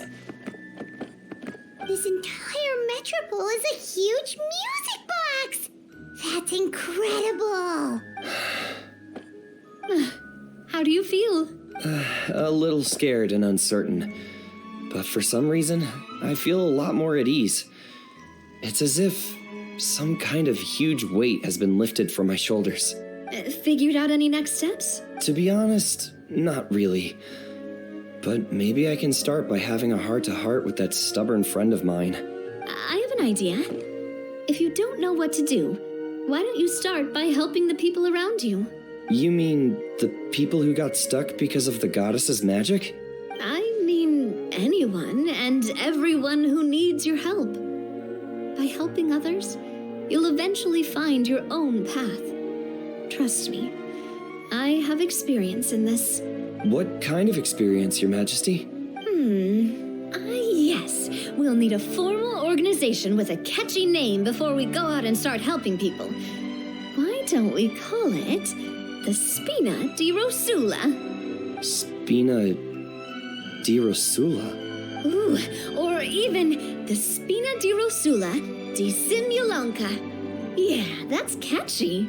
Wow, big expansion for the Spina. Moving into other worlds now. Spina di Rosula. I like it. It's a great name. Let's do as Your Majesty suggests. Well then, how about I appoint you as the head of the Spina in Simulanka? While I'm off fighting the dragon with the other heroes, it'll be your responsibility to work with the guards and take good care of the people in the metropole. What? You're planning on fighting the dragon? But no, Your Majesty, you must reconsider. He's right. Your Majesty, you can't. How are you two on the same side all of a sudden? Perhaps Your Majesty is unaware of this. The great dragon suddenly broke out from the Titanium mines one day and tore the end of the world to pieces. After that, it spat out a strange fog that surrounded a whole island. No one knows what lies beyond the fog, and no one knows what has become of that poor island. Before Your Majesty arrived, we dispatched many soldiers to fight the dragon, but none came back alive. Yikes. Sounds worse than we thought. Isn't that all the more reason for us to go? There could still be guards trapped there, waiting for someone to rescue them. King Navia is right. We cannot simply stand by and watch as the people of this world suffer. Very well. Though I have not served by your side for very long, Your Majesty, 2 days is enough for me to have learned that once your mind is set, any attempts to change it are futile. You're a pretty good judge of character. He probably didn't mean that as a compliment. Since you're serious about this, I won't try and stop you. There's only one way to reach the end of the world, and that's by taking the Maritime Express. Oh, right. So there's a line going there too? Yes, it was originally built to serve the workers commuting to the Titanium mines, but it has been abandoned since the dragon attack. I'll tell the conductor to wait for you at the platform by the side gate to the Metropole first thing tomorrow morning. You're embarking on an extremely dangerous adventure. Please be careful, Your Majesty and friends. Oh, thank you for your concern. While I'm gone, I leave the Metropole in your capable hands. Yes, Your Majesty. Just call me boss from now on. That's what everyone in the Spina calls me, and it's what I'm used to.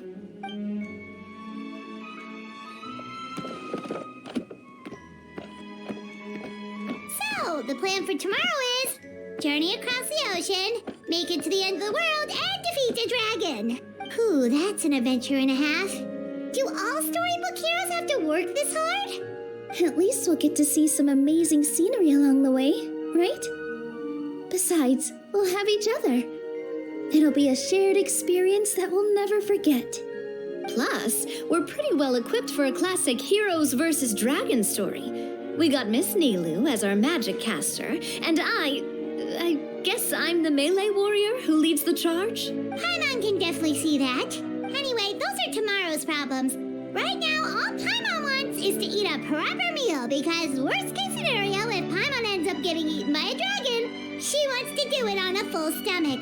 And something about the end of the world doesn't sound like a great place for food options. Well, the origami animals in the forest only drink magic tonic. What do the toy people here in Constellation Metropole eat? Vegetable oil and sawdust, I think. Think I've got... Time has come to slay the dragon. How are you feeling? Nervous? I'm curious to see what this end of the world place is like. Come on, let's go meet the others at the station. Carriage inspection, check. Wheel and axle inspection, check. Power inspection. Good morning, Mr. Wheel. Oh, good morning, heroes of Simulanka. Hey, our old friend Wheel is the driver again. That already puts Paimon at ease. Are you certain you don't want us to accompany you, Your Majesty? I am. You can leave the dragon slaying to us. My partner's a pro. She does it all the time. What remarkable friends Her Majesty has. With such great heroes by your side, I'm sure you'll best the dragon with ease. We won't keep you any longer. All right then. Look after the city for me while I'm gone. Yes, Your Majesty. Just leave it to us. I think we're all set. Time to depart.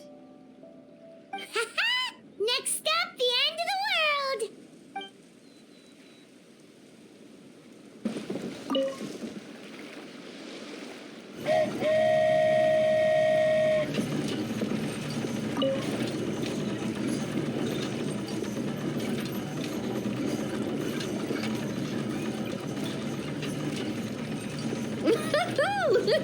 So this is what it feels like to ride a toy train. Ooh, you're really easy to please, Navia.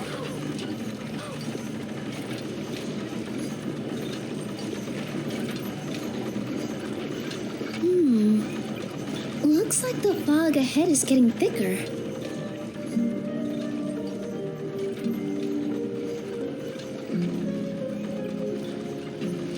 Attention, passengers. We've arrived at the transfer point. All change, please, all change. So we've got to switch trains, right? Huh?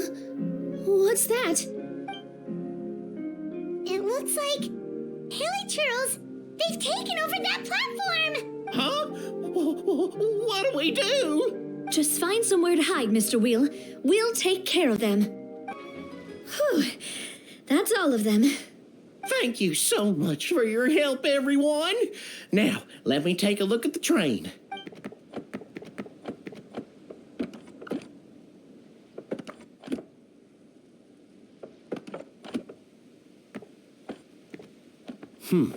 The carriage is a little scratched up, but there doesn't seem to be any real damage. And the engine's still operating normally, so I think we're good to go. Wonderful. Let's keep going then.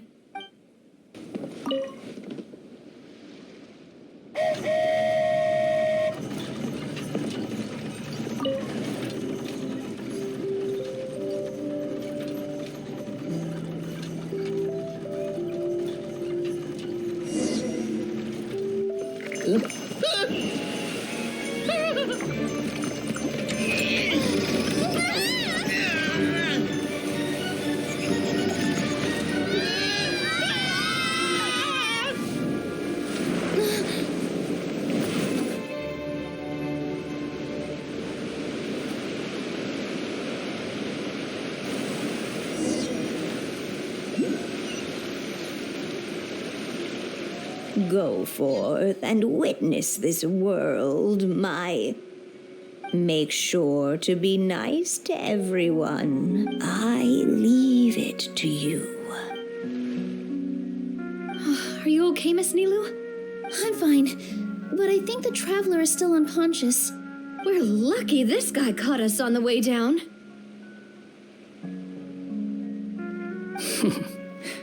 Passed out from a little fall, did ya? How fragile. Oh, cut her some slack. The traveler's had a rough few days. We should just let her nap for a bit. But my leg's falling asleep. You couldn't have set her down on the grass over there, Hat Guy?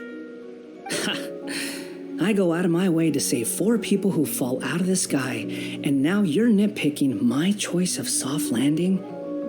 That's the most ridiculous thing I've ever heard.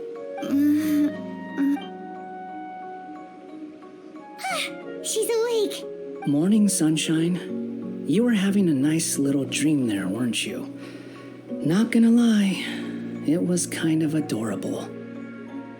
You and your friends fell from the top of that waterfall, and you passed out along the way. Guess someone couldn't keep it together. Sorry to break it to you, but crashing into the ground doesn't take you to another world. That kind of thing only happens in those stupid light novels they sell in Inazuma. Also, he kind of, set you down in Nilu's lap, so that's where you've been napping all this time. Paimon? Oh, no. It's all right. I'm just glad you're okay. You didn't hit your head, did you? Is the dizziness gone? Really? What did they say?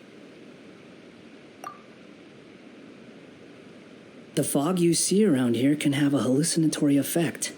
Apparently, it's the work of that dragon. Maybe you inhaled some while you were freaking out on your way down.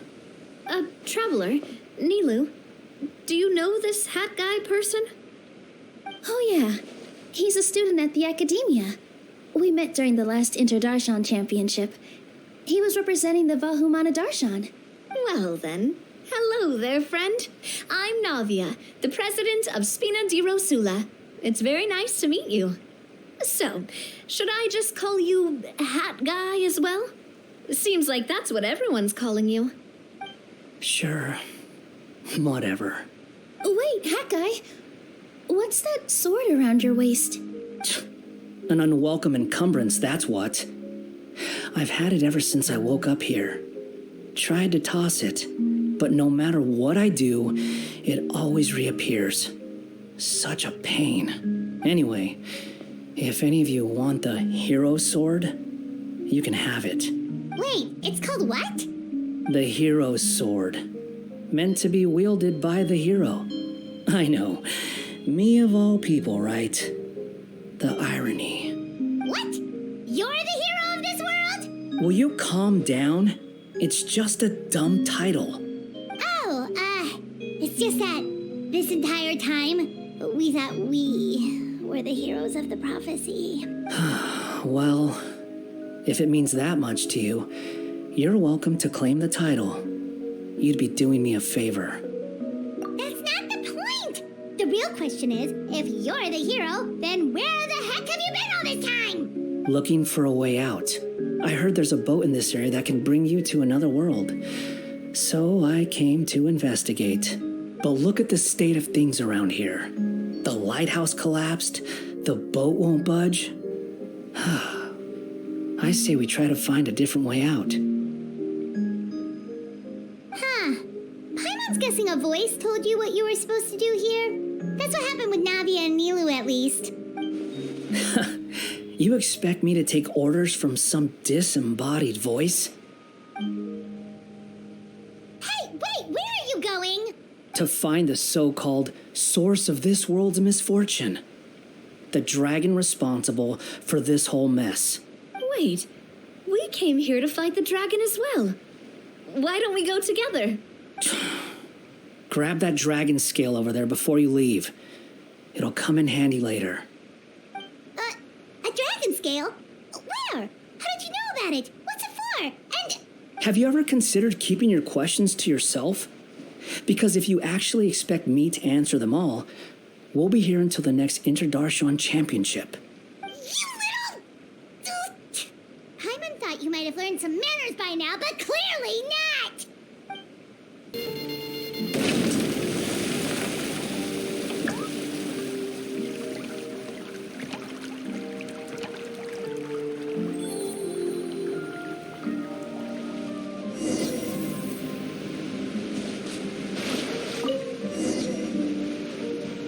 This should do it, right? Wow, this scale is amazing! It turns everything it touches into something hard, almost like a toy block. It doesn't seem to work on us, though. It spews out poison and transmutes everything it touches. Huh. No wonder they call it the evil dragon. Your Majesty, Madam Very Brave Hero! What are you looking at me for? He's obviously talking to you. Mr. Wheel, you didn't get hurt when we fell, did you? Oh, not at all. Thankfully, the young man in the hat was kind enough to lend me a hand. There seems to be a village over here. Some of the residents used to work in the Titanium mines, and some came to fight the dragon, then got stuck here. I see. I'm glad they're all safe and sound. I can try to use my magic to fold a boat to bring everyone back. Oh, I'll help too. Still, I think we need to take care of the dragon first. We don't want it to start causing trouble when we're trying to load people onto the ship. Apparently, the villagers often see the dragon fly into a space behind the waterfall. They think that's the location of its lair. Then we should look around and try to find a way in. I'll wait here for your triumphant return. Your Majesty, brave heroes, Please be careful. Well, we made it. But with the force of this waterfall, there's no way we're getting through. Quick, take out the dragon scale. Wait, but... No. Paimon doesn't need to ask you anything. The dragon scale can turn anything it touches into toy blocks, so... Aha! You want to use it to block off the water! See? Paimon can figure things out all on her own.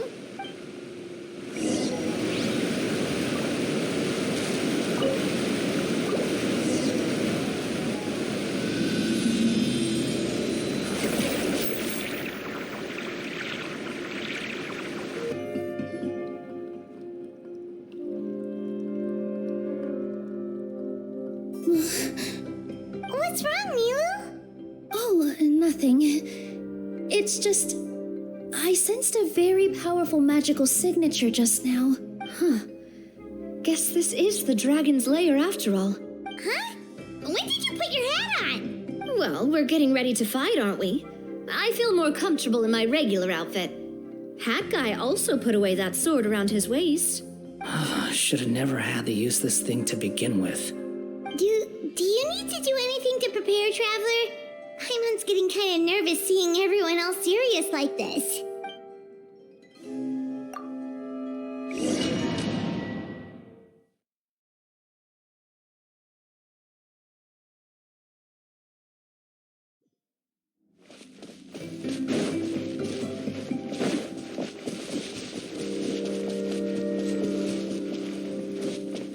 Oh, looks like we're not the first ones to make it in here. Wait, hold on! Let's fight the dragon together! They're already gone! Let's try to catch up!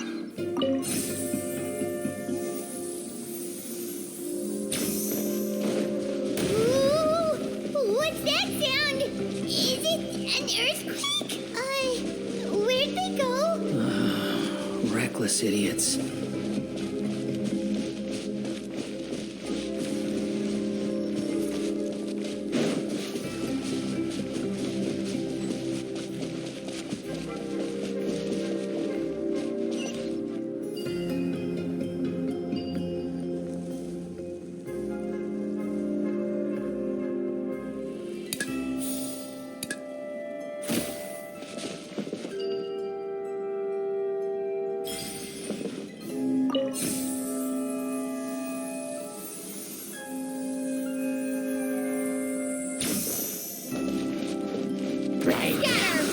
With all my strength. This one's got your name on it. This one's got your name on it. Ooh. Hiya! Hey there! Fire! Well, Squall Fury!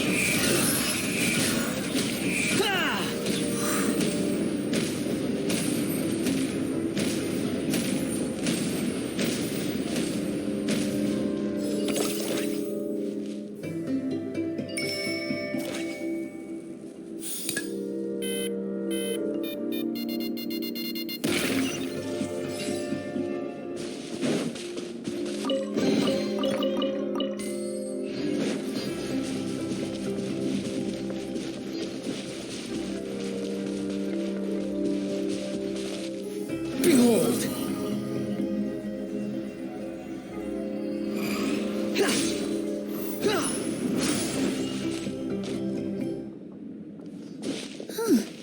This space is completely empty. Paimon bets this is where the dragon sleeps. Watch out in front! It's coming!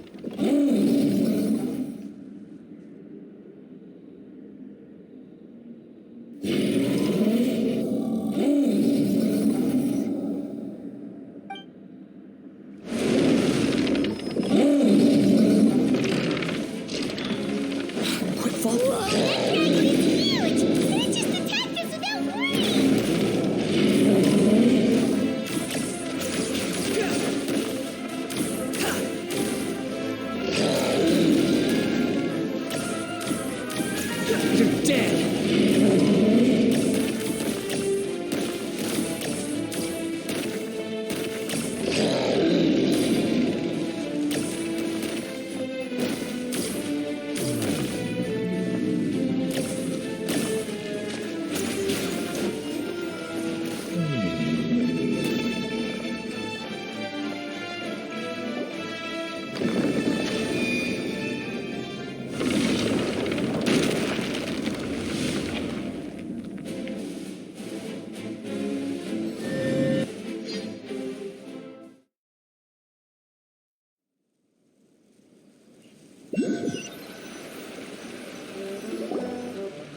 Look, he's here.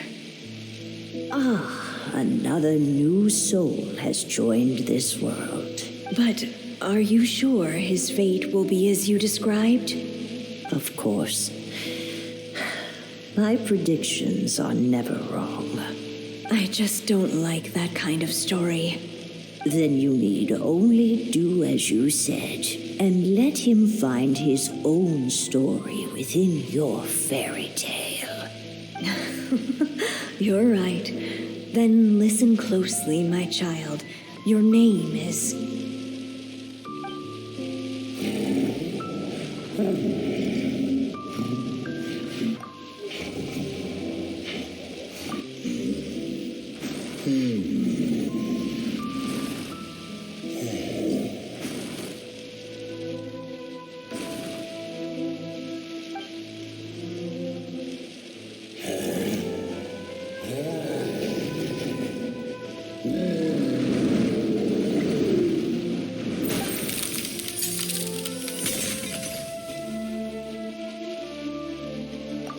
It's the dragon! The dragon that destroyed the Titanium mines!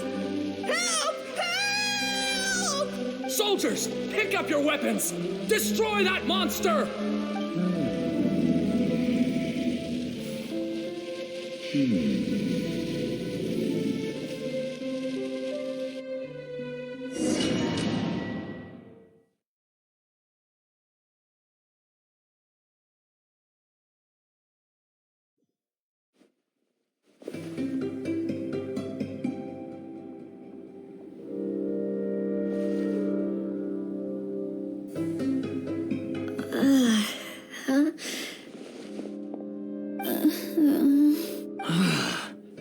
How many times am I going to have to save you? Thank you, Hat Guy. Paimon still feels dizzy. Hey, did any of you also see something strange? It was like we were witnessing... The dragon's memories. Sounds like we all saw the same thing just now. Well, we definitely saw a different side to the story. Watching it all unfold, Paimon couldn't help but feel bad for the dragon. This world might be a lot more complicated than we thought. The next time we encounter the dragon, how about we try talking to him instead of fighting? That sounds like a good plan. But maybe we should figure out where we ended up first. Huh. If the world above is a fairy tale realm, then maybe we've fallen into the next page of the book. Just keep walking and don't fall behind. Hey, wait for us!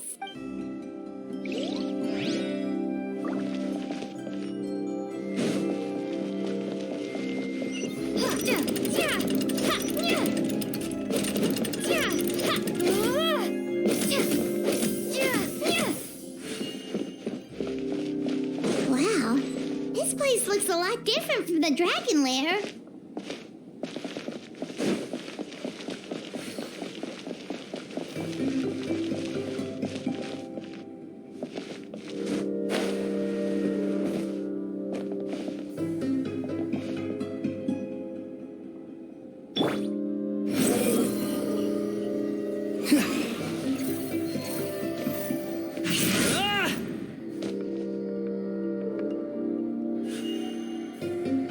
Swollen Fury!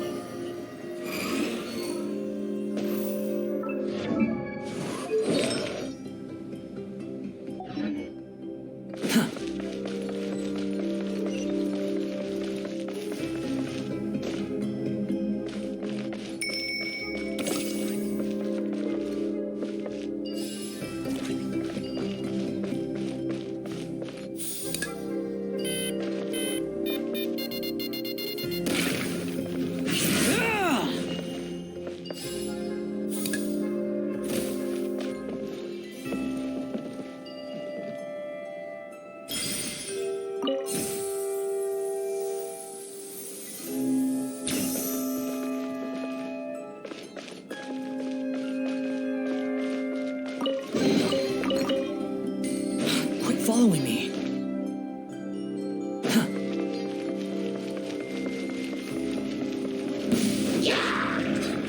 Here!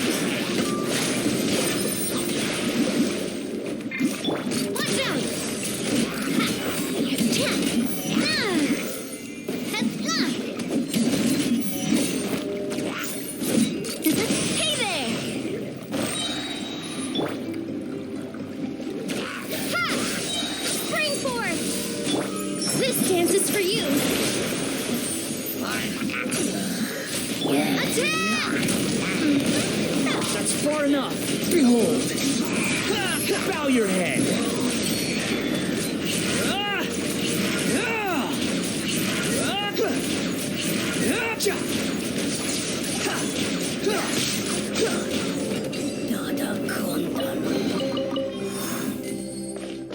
Quit following me.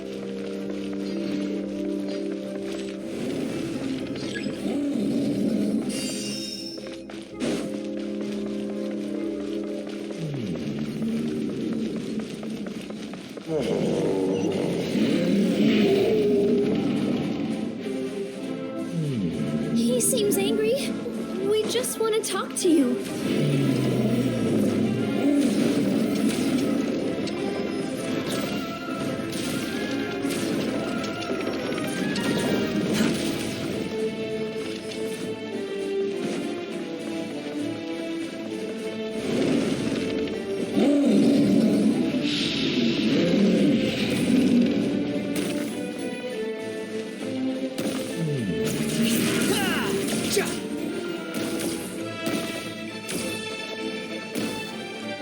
Quit following me.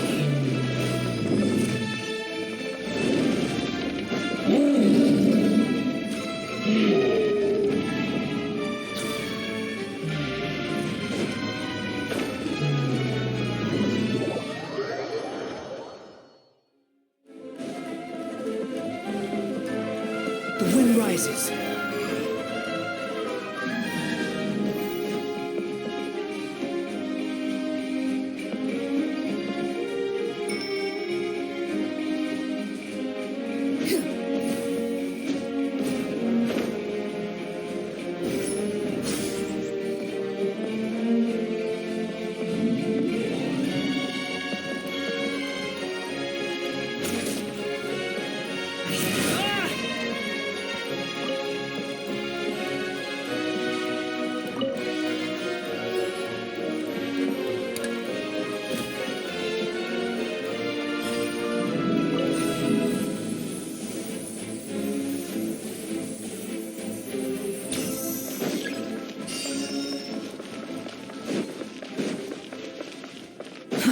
Too slow. Our home! It was destroyed by that evil dragon!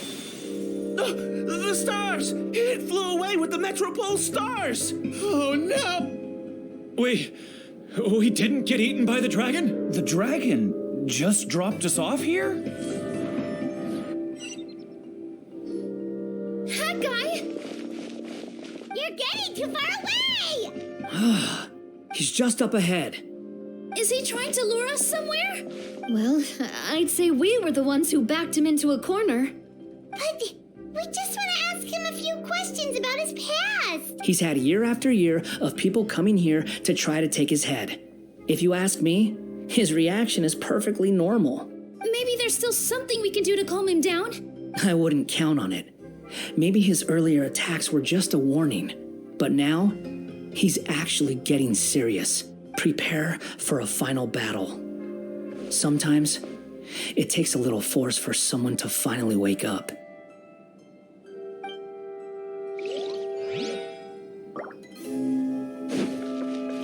Quit following me. Huh.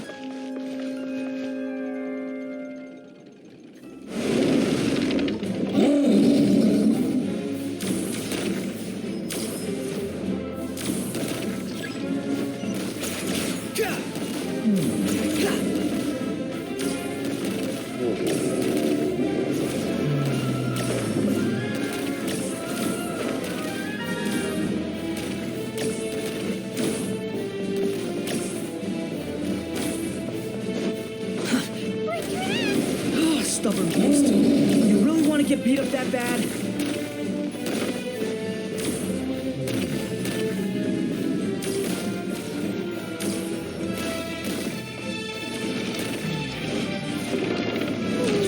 His mouth is huge! Are we really gonna have to throw a bomb in its mouth?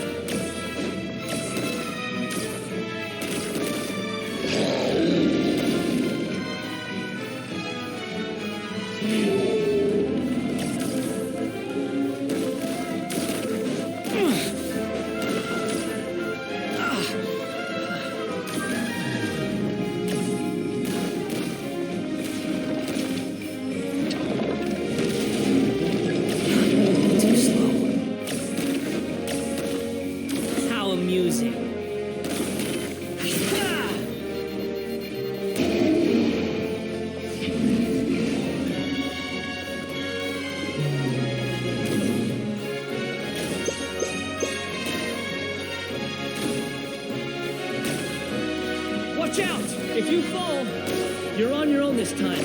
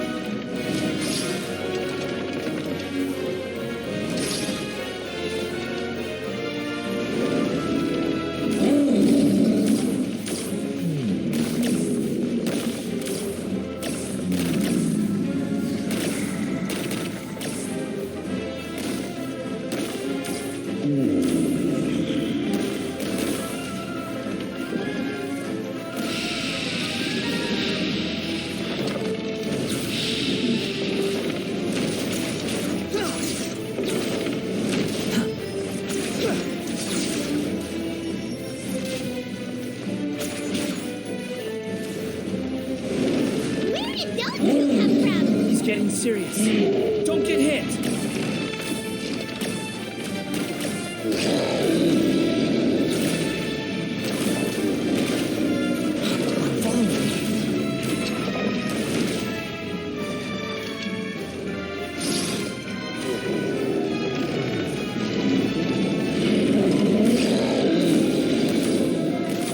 There's a bomb over there!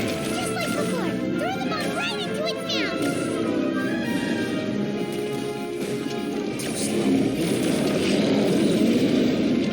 What are you waiting for?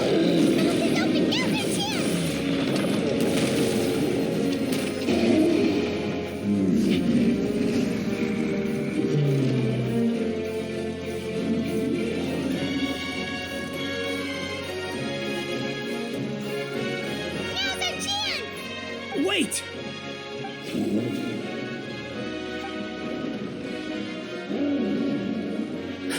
Huh?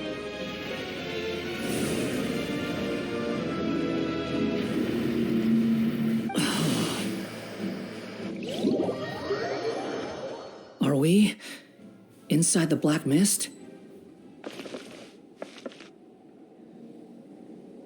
Are you sure you want to create this child, Em?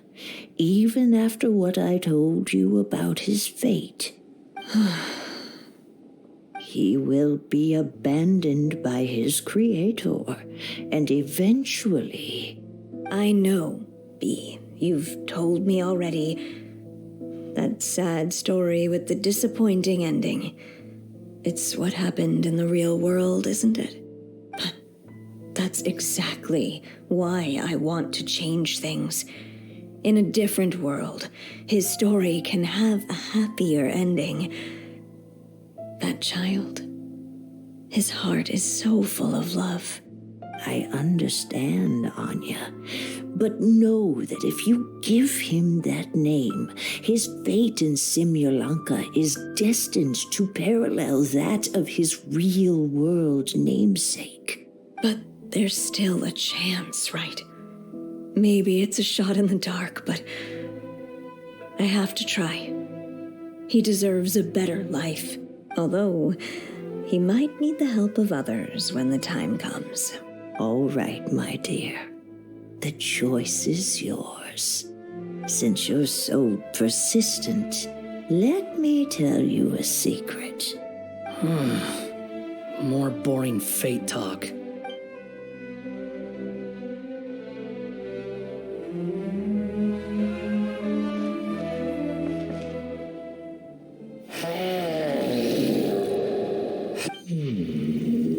I'm sorry, my child. Unlike my friends, I don't have a long time to live.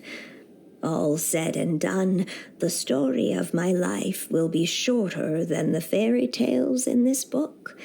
So I will have to leave your side, I'm afraid. It's okay. It's okay.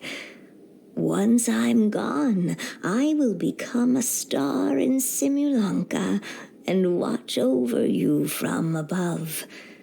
If you ever feel lonely, just look up towards the sky. Go forth and witness this world, my child. Make sure to be nice to everyone. You'll meet good friends one day. I'm sure of it. That is my wish for your future. As for this world, I leave it to you. So in the end, you were betrayed too.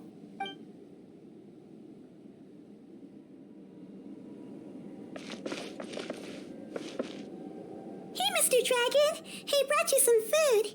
You must be hungry. Shh! Quiet! We can't let anyone hear us.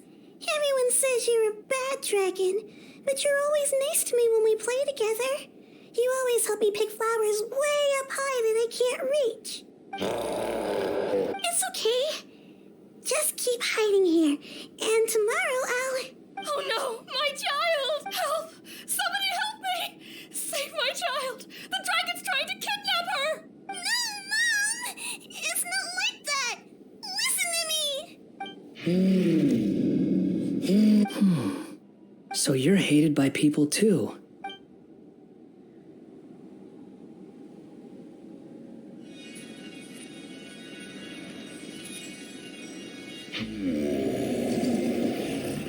So that's it. That's really your wish? To never have been born at all? That's not a fate you should wish for.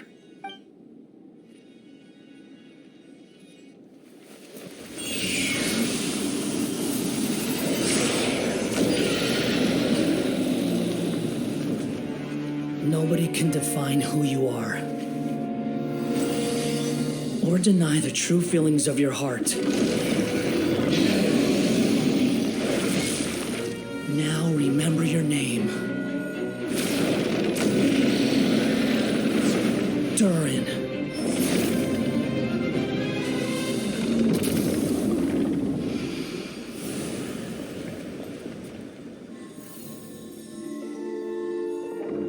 It's all right now.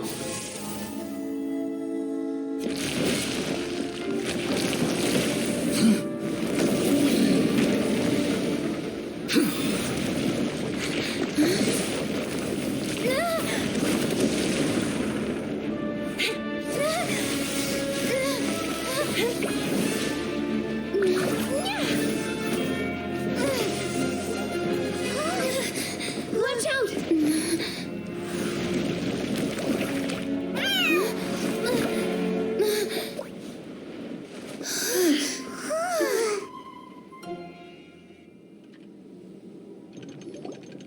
That was a close call.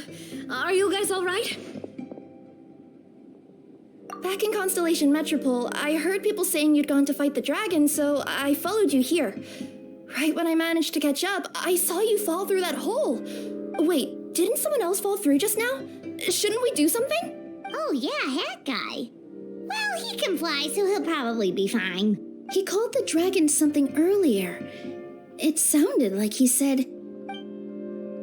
Durin. That's his name. Oh, Hat Guy, you're okay. Wait, what about the dragon... Durin? He's fine. Durin. Wait, that's the name of the dragon from Dragonspine, right? The one that became a part of the mountain after being slain by Dvalin? If Paimon remembers correctly, it was created by... Right! It was created by Rhyme Daughter! Created, you say? Huh. So, what exactly happened down there? You've been acting weird ever since the end of the fight.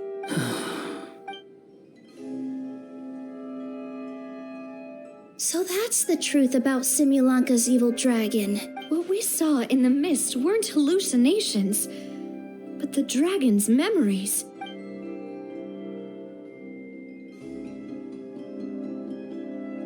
Huh. I thought it was strange. The people around the Broken Sea are clearly stranded, but I never heard any stories about the dragon attacking the village. The people we met along the way are probably workers from the Toitania mines, or guards who came here to claim the dragon's head. Durin probably allowed them to live here because there was nowhere else for them to go. When I first came to this world, a voice spoke to me and said, "You are the hero of this world. Now go forth and save the dragon." Huh. Who is the person behind this voice anyway? And why did they bring us all here? Come with me. The answer to all this can be found below.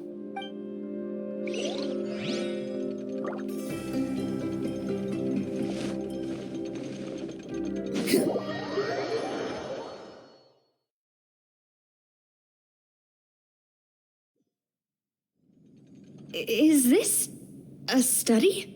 That's right. It belongs to the goddess of fate. Goddess of fate? As in one of the three goddesses who created Simulanka? Or more precisely, M. One of the mages of the Hexenzirkel. Hexenzirkel? As in... Sorry, Paimon shouldn't just regurgitate everything you say. It's a lot to take in. She created the story of Durin. Well, the Simulanka version at least. These records should cover most of what you want to know, including the identities of the other two goddesses. Read them for yourselves.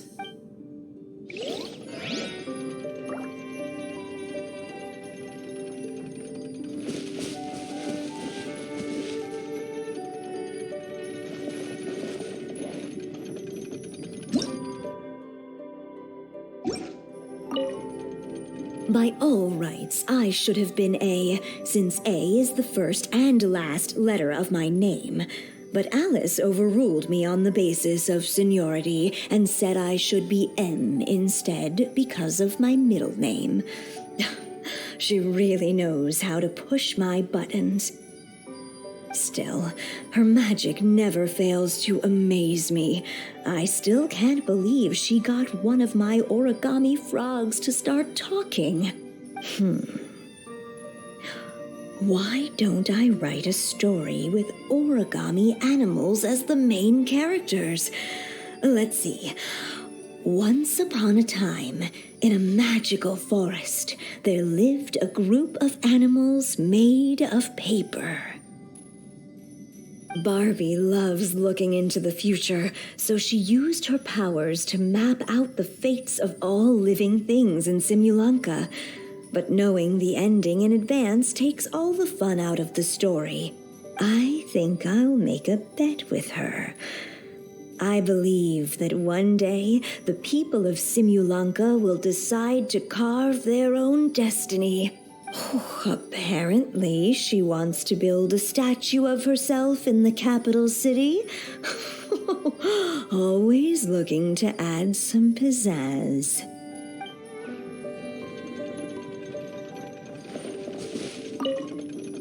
My dear sisters, I fear my pen shall soon run dry. Even now, as I write this letter to you, my dexterity is all but failing me. Thank you for enjoying my stories and for creating this world for me. The time we spent together was the most wonderful youth I could have asked for. I always feel so young when we're together. A says that even after I'm gone, the goddess of fate in Simulanka will continue to exist and carry on granting people's wishes. It makes me glad. If you ever want to chat, feel free to pay a visit to the goddess statue. Just don't wish for anything weird.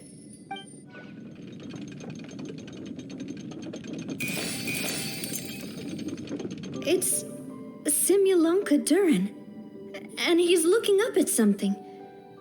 A star. This must have been after M passed away. This looks like a mine. Maybe the Toitania miners dug too deep? So deep that they dug right through to the world on the next page. Yeah. And now that you mention it, this miner's lamp looks really similar to the star on the previous page. The Forest of Blessings. This book has been recording Simulanka's history all along. Look at the size of those footprints. If that's every time he lands, then no wonder people are so terrified of him. So that's why you took the stars. Because you missed your mom.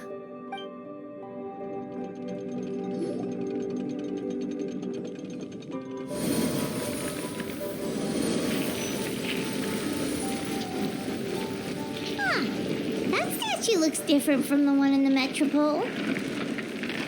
It's a different goddess. This one is the goddess of fate.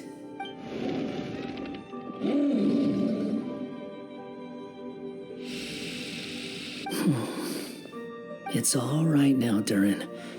Nobody here wants to hurt you.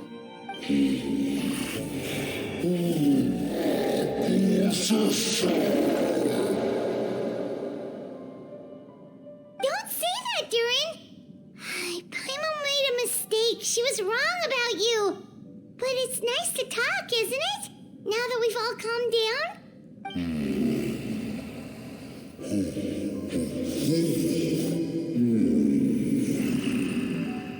So that's why you made that wish? So stupid. Hey! Anyone with eyes can see that all you want to do is get along with everyone.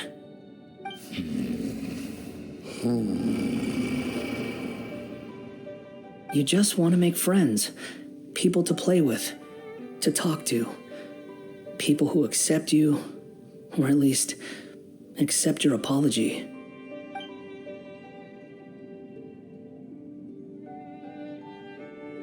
Oh, you never hurt anyone.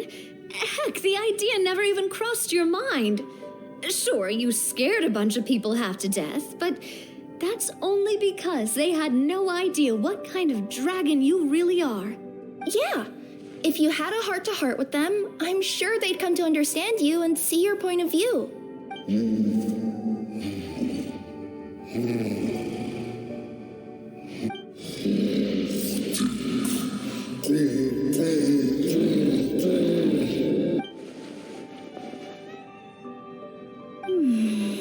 The curse. Huh?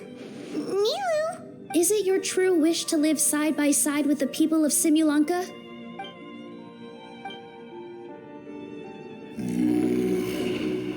Then close your eyes and make a wish to the goddess of fate.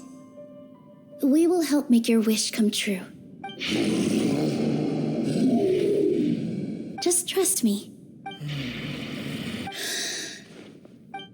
I, Nilu, the Forest Fairy, give to you my blessing and welcome you as a dweller of the forest. May everyone accept you as one of our own, and may the Forest of Blessings be a place you can call home. I, Navia, King of Constellation Metropole, give you my blessing. I grant you citizenship to my kingdom. Oh, me too. As see. Nekomata in Boots of this world, I give you my blessing too. Wait, what's going on?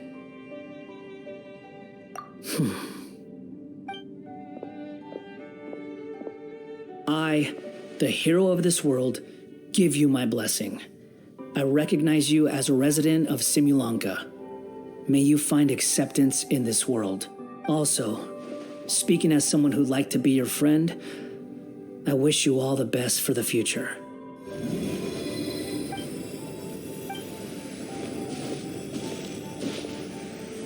I, a traveler who has traversed many worlds, give to you my blessing. May you find friendship and goodwill no matter where you go.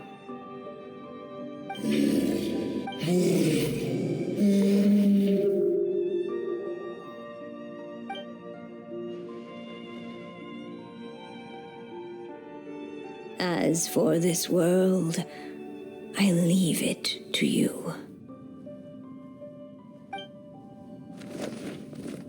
Huh? What? Why are you all staring at me? Huh? My claws? Are these my claws? And my wings? Oh, my tail? Does this mean... Wow, you look so cute. Quite a radical transformation. Not that there was anything wrong with the way you looked before, of course. It's just, you get what I mean. How do you feel? Are you happy with your new appearance? Does anyone have a flower with them? Or even just some water or paper from this world? Oh, I do actually. Here you go.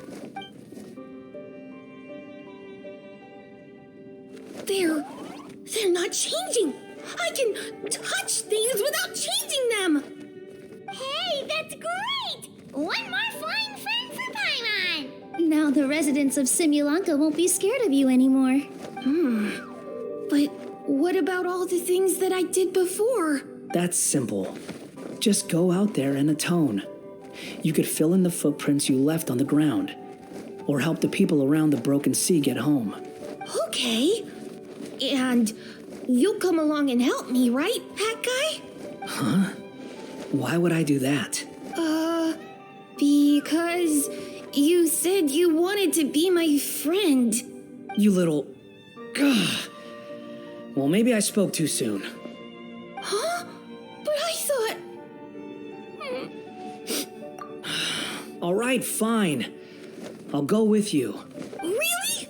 Yes, really. Lying to you would be no fun anyway. Oh, thank you! You're the first friend to call me by my name! Let's go back up.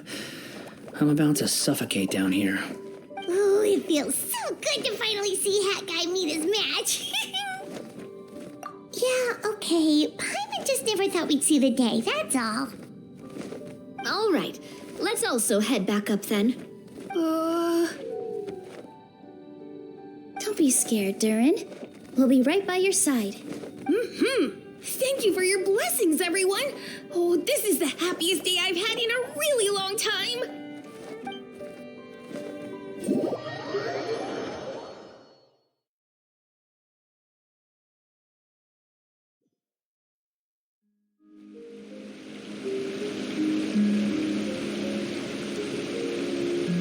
Ta-da! Surprise, everyone! Ah! A talking street lamp! Street lamp? Oh my! You mean you still don't remember me after all the times we've spoken? I know that voice. It's Mom's friend.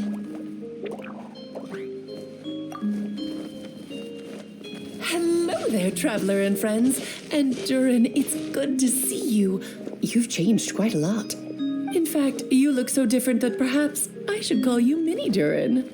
Mini Durin, huh? Yeah, I like the sound of that. It's nice being smaller. You must be one of the three goddesses of this world. Are you the goddess of creation? Yep, that's right. But although it's the most impressive sounding of the three, to be honest, we all made an equal contribution toward the founding of this world.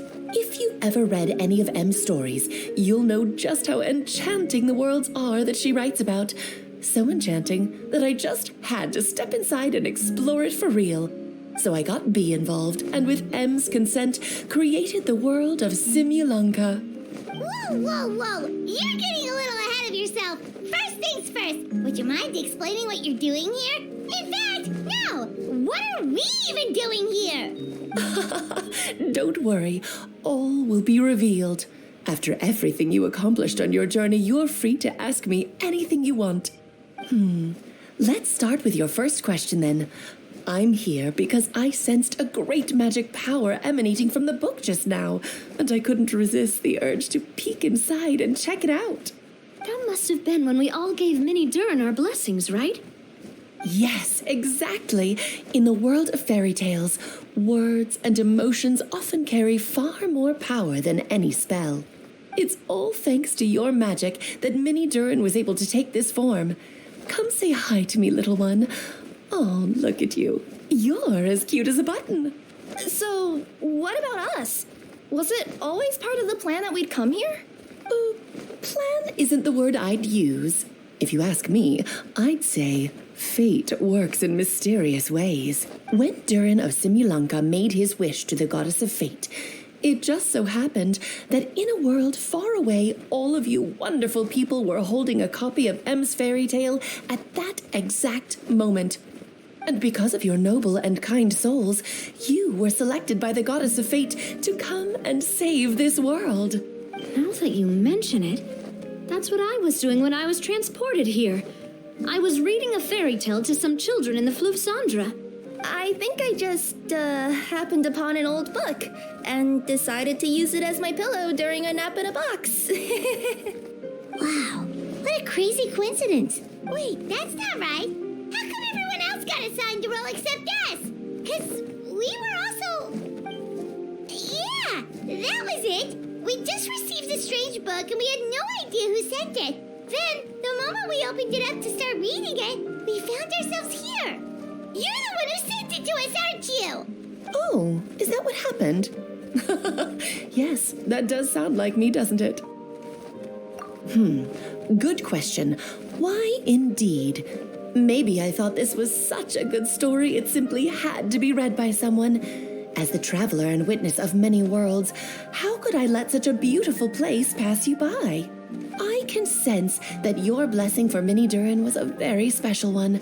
With this blessing from beyond the story, he might even be able to explore worlds outside of this one. Teyvat, you mean? That's right. In fact, back when we were first creating Simulunka, Em told us that she hoped the people of this world would one day be able to explore the wider world beyond. Every story has an ending, but if the story becomes reality, it should have the right to choose its own path. So, in other words, the predestined lives these people lead were always going to disappear one way or another. Wait, so even if the people here get to go to other worlds, surely there's gotta be a way we can leave too, right? Don't you realize you've been able to leave all along? Huh? You can either take the boat at the Broken Sea or touch the giant bookmark at the Cliff of Prophecy. All you need to do if you want to leave is focus on the place you want to go. How were we supposed to know that if you never told us? Huh, didn't I? Well, given how smart and capable you are, surely it can't have posed a huge problem for you. As for your other friends who were summoned here, if I had to guess, I'd say the Goddess of Fate probably didn't tell them about it because she wanted them to get engrossed in the story. She's Em's reflection, after all. It wouldn't surprise me if she shares Em's love for cliffhangers. Anyway, I think that answers your questions, yes? What do you all plan to do next? I'm gonna go say sorry to the people of this world.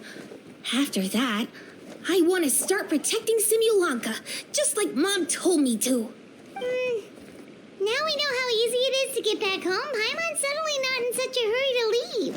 Same here. It's not every day that you get to come to such a magical world. I, for one, plan to explore it a little longer. I'm glad to hear it. Maybe I should invite some other friends to join you too. By the way, Minnie Durin, I'm delighted to see you've made some new friends. I'm sure Em would be very proud of you. Now, before I depart, please let me give you a blessing as well. May your future be as rich and colorful as the stories Em used to tell. She's gone. Guess this is where the hero's journey comes to an end, huh? But it's also where a new journey begins. The adventures of Minnie Durin and friends. Huh? An adventure for me? You bet.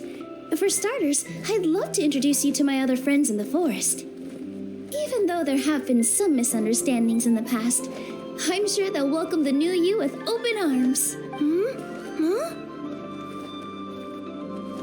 Stop looking at me. I already said I'll come with you. Whoa! Look over there! Wow. The stars are beautiful. Huh. I'll bet that's a gift to Minnie Durin from the 3 goddesses of this world. Oh, thank you, Mom. It's been a while since our last adventure. Oh, Paimon wonders how Minnie Durin is getting along in Symbulanka. Let's go to the Forest of Blessings and take a look. Here's your 2 magic tonics. Why, thank you, young lady. And might I add that you're looking quite lovely today. Jean, come on, take a seat and let's have a drink. I ordered one for you as well.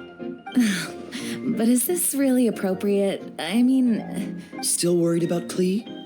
Relax. Albedo's with her. She'll be fine. Kaya and Master Jean! What are you 2 doing here? Oh, look who it is. The Traveler and Paimon. You must be the pleasant surprise that Miss Alice told us about. Greetings to you both. This is one place I didn't expect to run into you two. The locals here have been talking non-stop about some brave heroes who saved the world. Let me guess. You two have been up to your old tricks. Well, not just us. We only played a small part. You could say we were 2 members of the Heroes Adventure Team. Still sounds mighty impressive to me. As ever, our honorary knight is making us proud wherever they roam. That's right. We received a letter of invitation from Miss Alice, proposing that we take Klee for a vacation in Fairyland when work dies down. I wasn't sure what she meant by Fairyland at first, but if my eyes are not deceiving me, she was being quite literal. Klee ran off excitedly as soon as we arrived. I'm a little worried about her, but Albedo insisted he would look after her while we do our own thing. We could hardly say no to such a considerate offer. So I took it upon myself to bring Jean to the nearest tavern we could find. Any excuse for a drink, huh? Well, we are on vacation. It's only fair that we get to indulge ourselves a little. You're right. I should make an effort to relax and unwind. It's what Miss Alice would want, after all. Oh, wait, Kaya? What exactly did you order from the bar? The house special, of course. Best way to get a taste of the local culture. Why are you making that face, Paimon? Nothing. I was just perpetually amused by your lifestyle, that's all. Go on, drink up. Something tells me I need to tread carefully here. Let's see, it's got a lovely color, but how about the taste?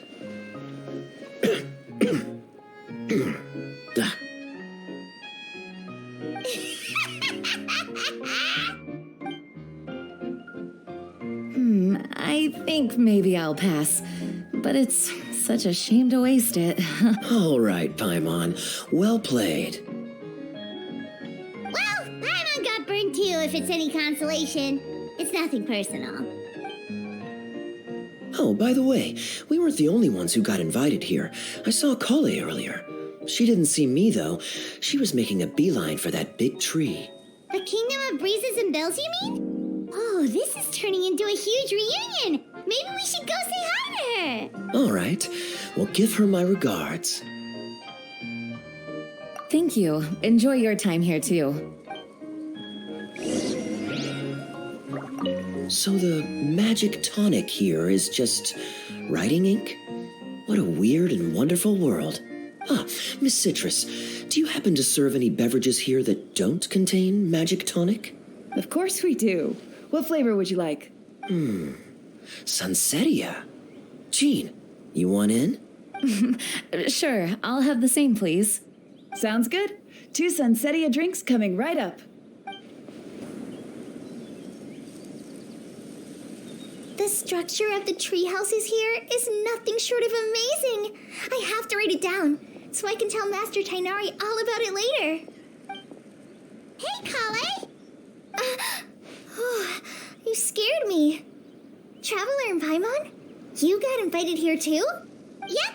Well, they sort of skipped the invitation part, but anyway, what you doing out here? Something caught your eye? Oh, yeah. I'm trying to observe and summarize the structures of the trees here, and also the animals that live here. Well, the residents, I guess? I still can't get over the fact that they're all someone's origami handiwork. Once a forest ranger, always a forest ranger, huh? Not sure you'll be able to apply much of what you learn here back home, though. With this being a magical world and everything. What? Over there, by the giant footprint. Have those houses always been there? Oh, those? The local flying squirrels told me that they were built by a small dragon and some guy wearing a hat. Oh, that must have been Mini Durin and Hat Guy. Any idea where they went? Supposedly, after building the houses, they went to somewhere called, Constellation Metropole? Did I say that right? Yep, you got it. Oh, also, when the locals mentioned the dragon, did they seem at all, did they say how they felt about him at all? Now that you mention it, the atmosphere changed a little when they talked about him. Oh no. They mentioned some stuff along the lines of past misunderstandings and welcoming new members. I only just got here, so I know very little about what has happened in the past. They seemed genuinely grateful for the houses, though, and said they were going to plan a welcome party. Oh, thank goodness. Sounds like the forest has begun to accept him. It's a step in the right direction. Are you looking for that small dragon? Yeah, he's a new friend we made after we arrived here. No way! Really? I'm getting more and more interested in your story. No. I've got to save it for next time. For now, I've got to make the most out of my time in this wonderful world. Oh, there's no rush. Just take it slow and enjoy yourself. Like Kaya. Oh, he sends his regards, by the way. Oh, Mr. Kaya is here too? Then I've got to go say hi to him. Well, right now he's at the tavern and he probably won't be leaving until he's drunk. Not that he'll ever reach that point because his alcohol tolerance is so high. Basically, it's Kaya. You know where to find him. You make a good point, Paimon. Then I'll focus on exploring for now, and go catch up with him later. Shall we go pay a visit to the Metropole Traveler? Maybe Mini Durin and Hat Guy are still there. Oh, right. By the way, something pretty interesting has been happening in Sumeru recently. Master Tainari has been working really hard on it, so if you have time, definitely go and check it out. Sounds good. We'll find some time in our schedule. Of course. See you later. What? Are my eyes deceiving me? There is no way. I can't believe it. Hey, Mona! We heard you muttering from a long way away. What's up? Oh, is your scry glass acting up again? Oh, it's you, the saviors of this world. My scry glass is fine, but I'm not sure I can say the same about my eyes.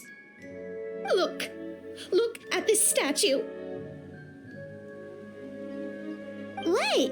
Is it broken or something? Looks fine to Paimon. That's your master, right? AKA the goddess of prophecy? I refuse to believe it. There's no way that old hag looks anything like this. When she was younger. Oh, actually, now that you mention it, this does remind me of the fashionista phase she wrote about in her diary. She can't hear me, can she? I swear I just got chills down my spine. Either way, it's probably a little rude to talk about her right under her statue. But how do you know it's a statue of her if you never saw her as a young woman? I did a quick scry when I came into this world, and when I saw the stars' reflections, I was at a loss for words. It looks like fate in Simulanka is based directly on Tevat. A projection of real-world fate to form an image of reality. Or in layman's terms, basically the creator made this world inside a mirror or a lake, and this world is the reflection. Still sounds pretty impressive. The more I scribed, the more familiar everything looked. It's her work, there's no doubt about it. Even so, everything's far more complex than I'd imagined. Trying to decipher it all is giving me quite a headache. I also asked the locals about her. They call her she who has dominion over the stars and the course of fate itself. Not even a pretense of humility. Clearly, she let the role of creator goddess get to her head. Not that I'm surprised in the least, of course. It certainly matches the tone of her diary. Anyway, we should change the topic. Oh, so Mona, have you seen a small dragon around by any chance? He's about the same size as Paimon, but with tiny little wings. Ah, you mean the one that caused all that trouble? I haven't seen him for myself, but I heard that he came to the Metropole not long ago to formally apologize for his actions. Apparently, he brought a huge stash of Toitanium and plant oil to make amends. Most people accepted his apology, although there are some who said that they'll reserve judgment until they've seen how he acts in the future. Oh, okay. Do you know where we can find him? One moment.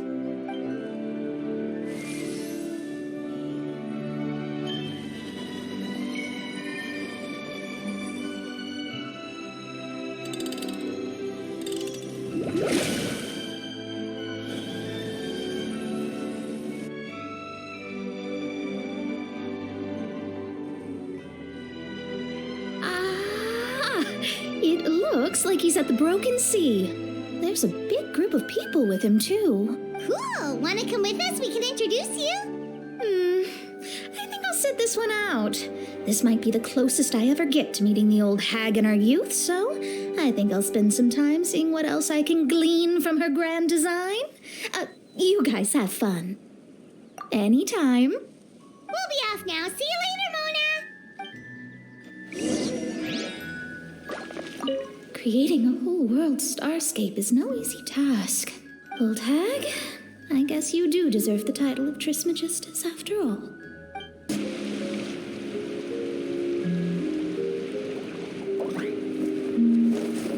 Osvaldo Hafnabines! Does thou see what I am seeing? Tell me that my all-perceiving Aug de Verurtelung deceiveth me not. Your eyes see true, main Fräulein. Very well. Then, as sovereign ruler of the Immenachreich, I extend to you both my greetings, O Night Dragon from the land of the Thousand Stars and his hat-wearing servant. Who did you just call a servant? What main Fräulein means to say is, hello, it's a pleasure to meet you. Pleasure to meet you too. But Hakkai's not my servant. He's my friend. Now you're over-explaining. Hakkai, Mini Durin! Found you at last. Whoa, and Fischl's with you too? Oh, greetings, Outlander blessed by the Immenachreich. How honored you are to meet your prinzessin beneath the stars of another sky. Clearly a decision made by fate itself. Miss Honorary Knight, Paimon!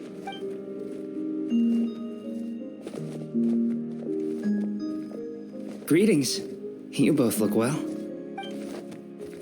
Hey there, Klee! Have you been having fun here? Yup, loads and loads of fun. There are so many cute animals and a magic train that was really long and a huge, huge castle and a king lives there and everything. I've been taking Klee to see all the sights. It's been a very enriching experience. Alice's magic is truly outstanding. Yeah, Mom's amazing. Klee wants to build a great big house now, too. So, your mom and my mom were friends? Mm-hmm. Our moms were friends, which makes you my big brother. My mom used to read your mom's stories to me all the time. They were great. Big brother? Wow. Thank you, Klee. Can I go play with Klee, Hakkai? Suit yourself. Albedo, can I? Go on. Just don't go too far away.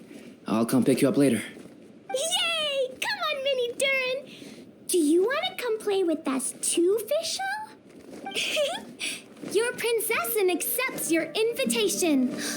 Rejoice! Though you may be concealed by fog, still you shall have the good fortune to witness the true might of the Aug de Bertelang.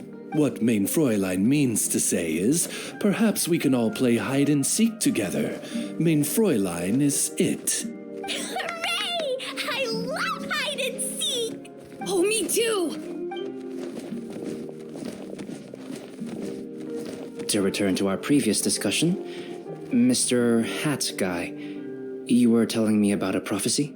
I heard B talking to M. What she said was, Since you're so persistent, let me tell you a secret. Our child will one day rise from the dead. Is she saying that Dragonspine Durin will come back to life? I only heard it in a memory, so don't hold me to it. Understood. My recent observations at Dragonspine lend credence to this prophecy as well. Durin's heart has slowly but surely been growing in vitality. The process is extremely slow, but the trend is clear. What should we do? To start with, plan for every potential scenario, including, of course, the worst-case scenario. I am well aware of Durin's past, and I sincerely hope that things never escalate to that point.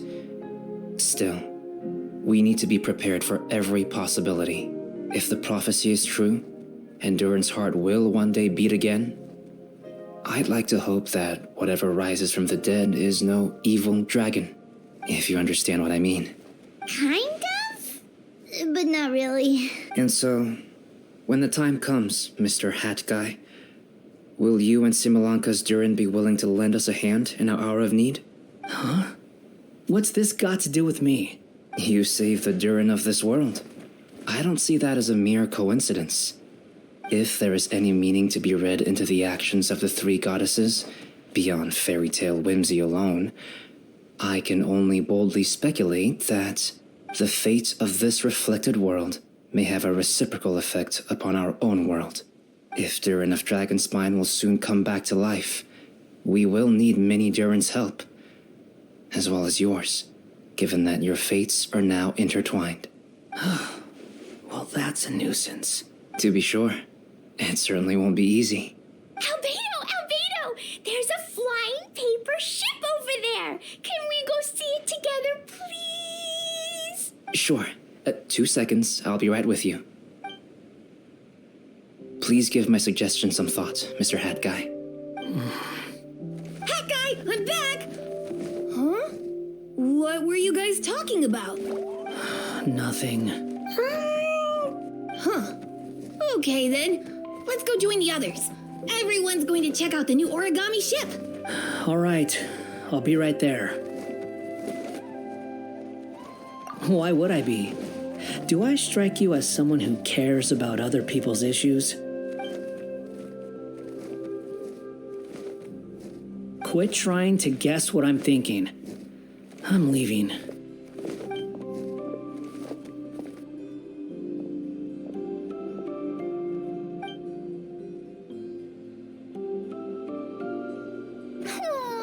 What a lovely little boat! The forest fairy helped us make it. Paimon just realized there's a lot fewer people around the Broken Sea now. Guess most of them have made their way back to the Metropole. Does this boat have a name? I can't see one anywhere. Huh? A name? Mm-hmm. Every boat has a name. At least all the ones I've seen before. They're usually symbolic names that represent something aspirational. Let's go with the Durin. Huh? You want to name it after me? Oh, you mean to wish Mini Durin a safe voyage as he sails into a new chapter of his life beyond this world? Your princessin approves.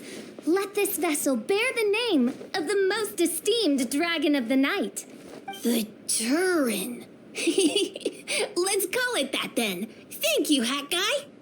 Also, can I ask you a favor? Go on. Remember how Mom's friend said I should be able to leave this world? Well, I want to pay a visit to your world. Just a quick trip, can we? Huh? Is that a no? Paimon thinks that's a great idea. If the people of Simulanka are allowed to go to Teyvat, then what's the problem with taking Mini Durin there for a visit? I'm assuming I'll have to be your bodyguard while we're there. I can protect myself. And I'll do what you say. I won't fly off on my own, I promise. Please, can I go? It'll be up to you to stick close. If you disappear on me, don't expect me to come looking. Got it! I'll stick close! Why don't you take the Durin? Now you've given it a name, it'll be a maiden voyage for the boat and a brand new journey for you. Are you leaving, Mini Durin? Okay. Well, make sure you come visit me in Mondstadt so we can play together again. Klee will draw you a map to show you the way. Though our time together has been as fleeting as a ray of light in the depths of the long night, the Immonokreich will welcome you with the grandest of music ceremonies on the occasion of our next reunion. As surely as the stars in the sky watch over us, we shall meet again. What Mein Fräulein means is that you're always welcome to visit her at home as well. Cool! I have so many new friends now. I'm so happy. Are you done yet? If you want to leave, then get over here. Thank you, everyone. Thank you so much. The blessings you gave me are more precious than any treasure and more beautiful than any fairy tale. Next time, it will be my turn to make your wishes come true.